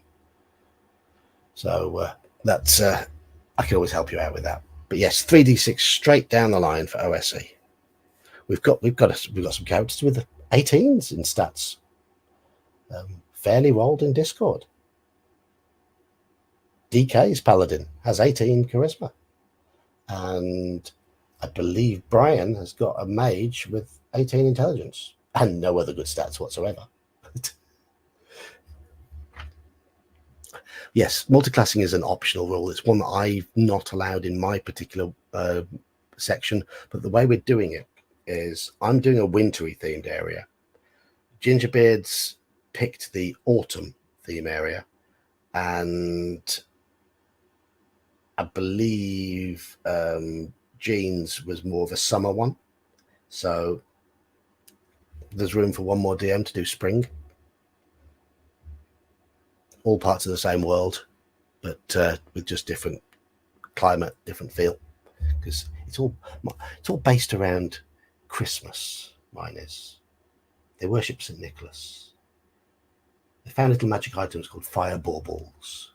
They had to put a cookie in the hand of a statue of St. Nicholas to gain entrance to somewhere. Little things like that. Bit of fun. Just a bit of fun. Nothing too highbrow. Oh, they had to solve a puzzle that was based on Elf on a Shelf as well. That took a while. That took a while to get the answers. But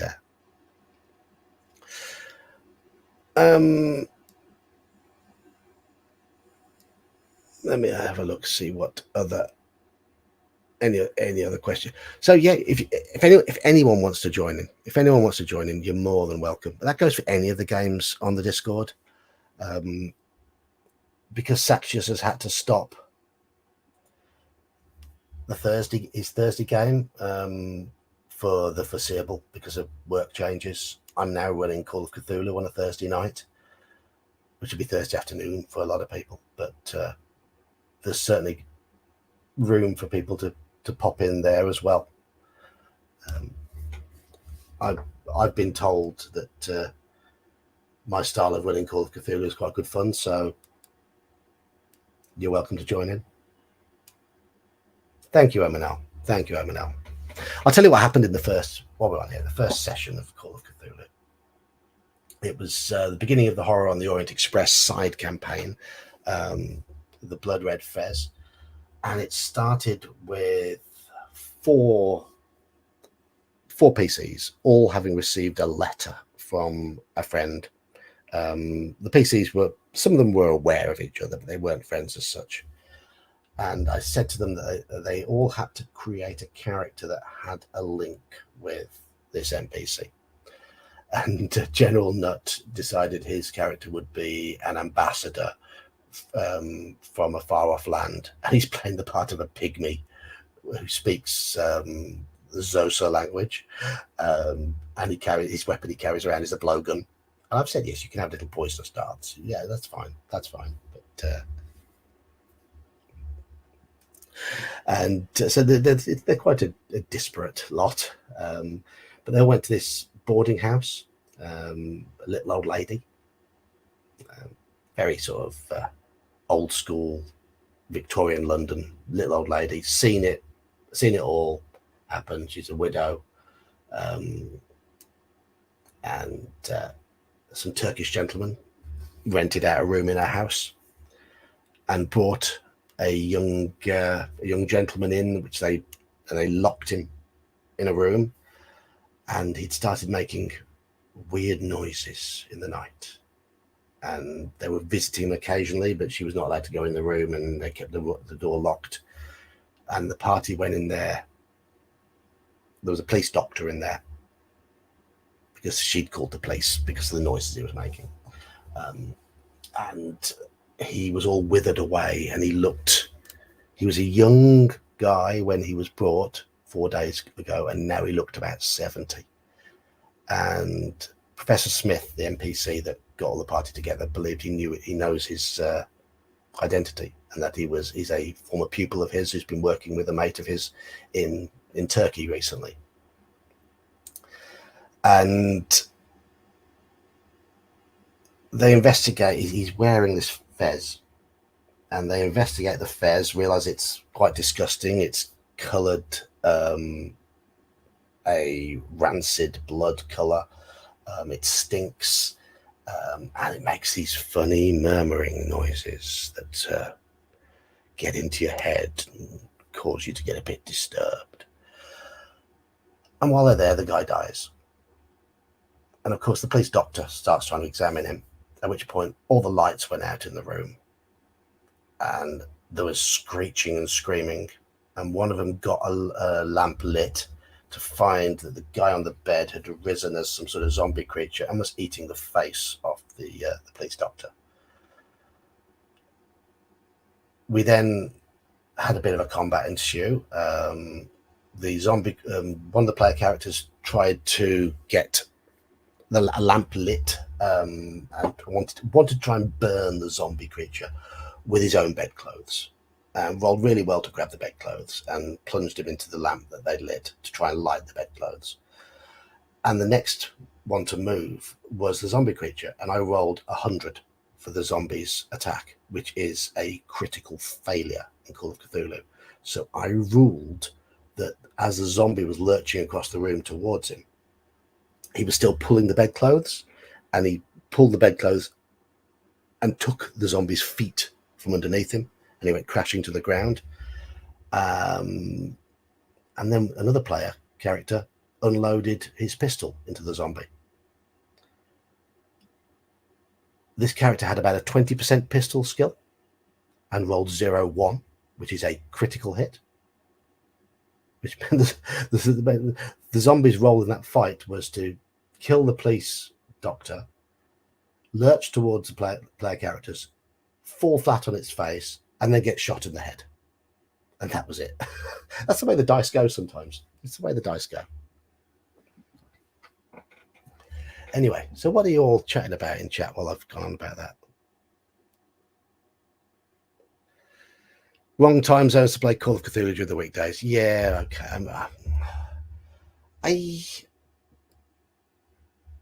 If we get into the position where there's only one DM running OSE, I would happily run a Cthulhu game at the weekend. It all depends how we end up working at the OSE game.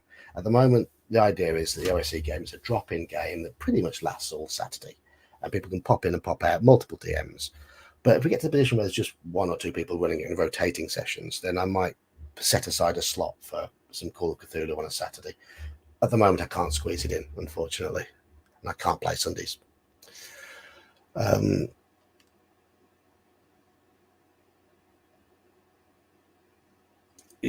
What Advanced Marvel Superheroes AD&D merge system? What are you on about here? What are you on about? Look, 5th edition is D&D superheroes. I played Marvel superheroes and I play AD&D, but I don't mix the two. PCs against Doctor Strange and Greyhawk. Okay, so you like the weird and wonderful.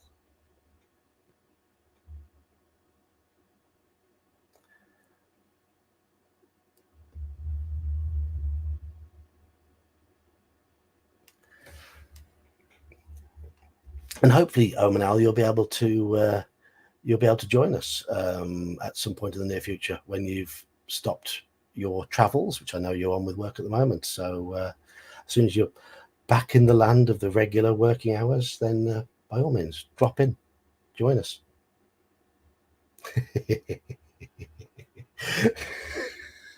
You want the name of Wayne's dealer?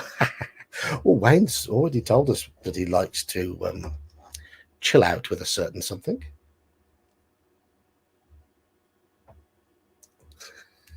Yeah, the only Marvel stuff series I ever really got into was the Secret Wars, because I was about 13, 14, 15 when they were being published, and I bought all the Secret Wars comics.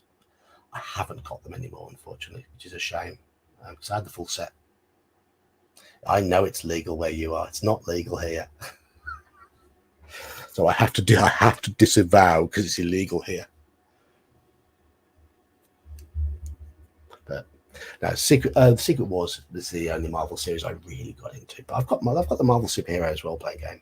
I've got the yellow box and the advanced rule books as well, and about 10 of the adventures. I picked them all up for about £25 on eBay in a big job lot, and they're mostly in decent condition.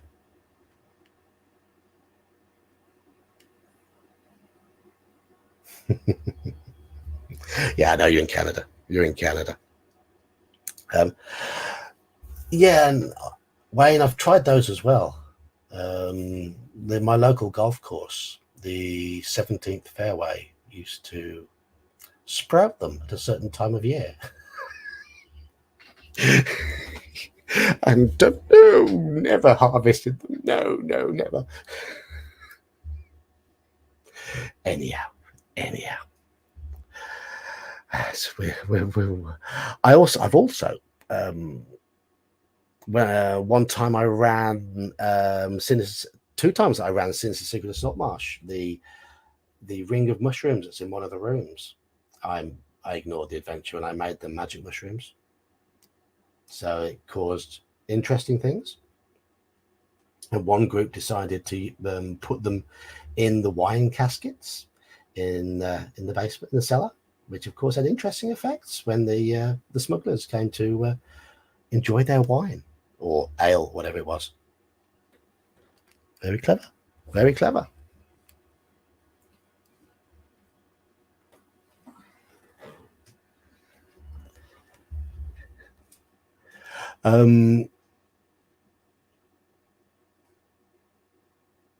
Door-to-door delivery.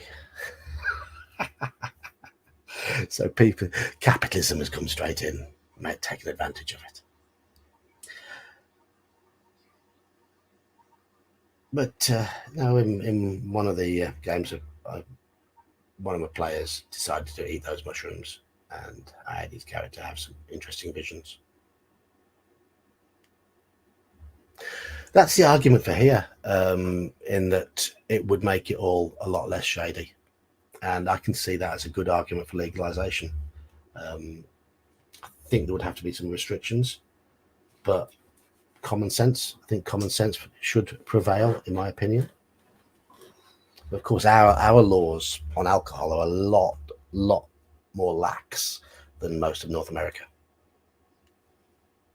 For example, my son, he's 16. If we're having a meal in the pub, he can have a pint with his meal because he's with us.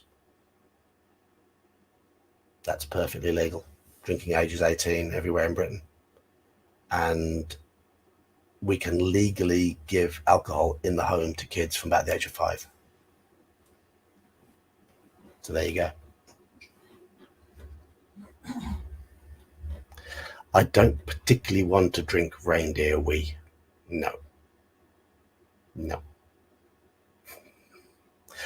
Right, anyway, I think I've probably exhausted everything for tonight. As always, I've got to be up for work on a Thursday morning. I thank you all for staying with me for the last 20 minutes while I've been by myself, talking about ways to get other forms of inspiration. The best way to describe it. Of course, all the great authors from the Victorian age were on opium. Most of them, anyway. But yeah, cheers all. Thank you all for for joining in. It's been a good old chat tonight. We did stay on topic for most of the 2 hours talking about magic. So if you want to go back, if you're late in and want to go back and listen to that, we had some good talking about curses and stuff. Of course, Saxius was the one for curses, yes. But I will see a lot of you on Friday. Where's my book again? I'm too short. There we go. That's what I'm going to be reading on Friday. On the stream, Dracula, Curse of the Vampire. Big old book, could last a number of streams. It is a choose your own adventure with dice, very much like Fighting Fantasy. Slightly different system, but very similar. So that's for Friday. And if you want to, let's look at the art. Let's look at the art. Look at that. Focus. Proper, really good, spooky, old school art. Let's see if I can find some good art from the book. Just a random page. Oh, it's a rabid dog. I assume it's a rabid dog. It's certainly ghostly. It's got no. Its eyes look a bit spooky, but I think this looks rather nice. So we will be playing that on Friday.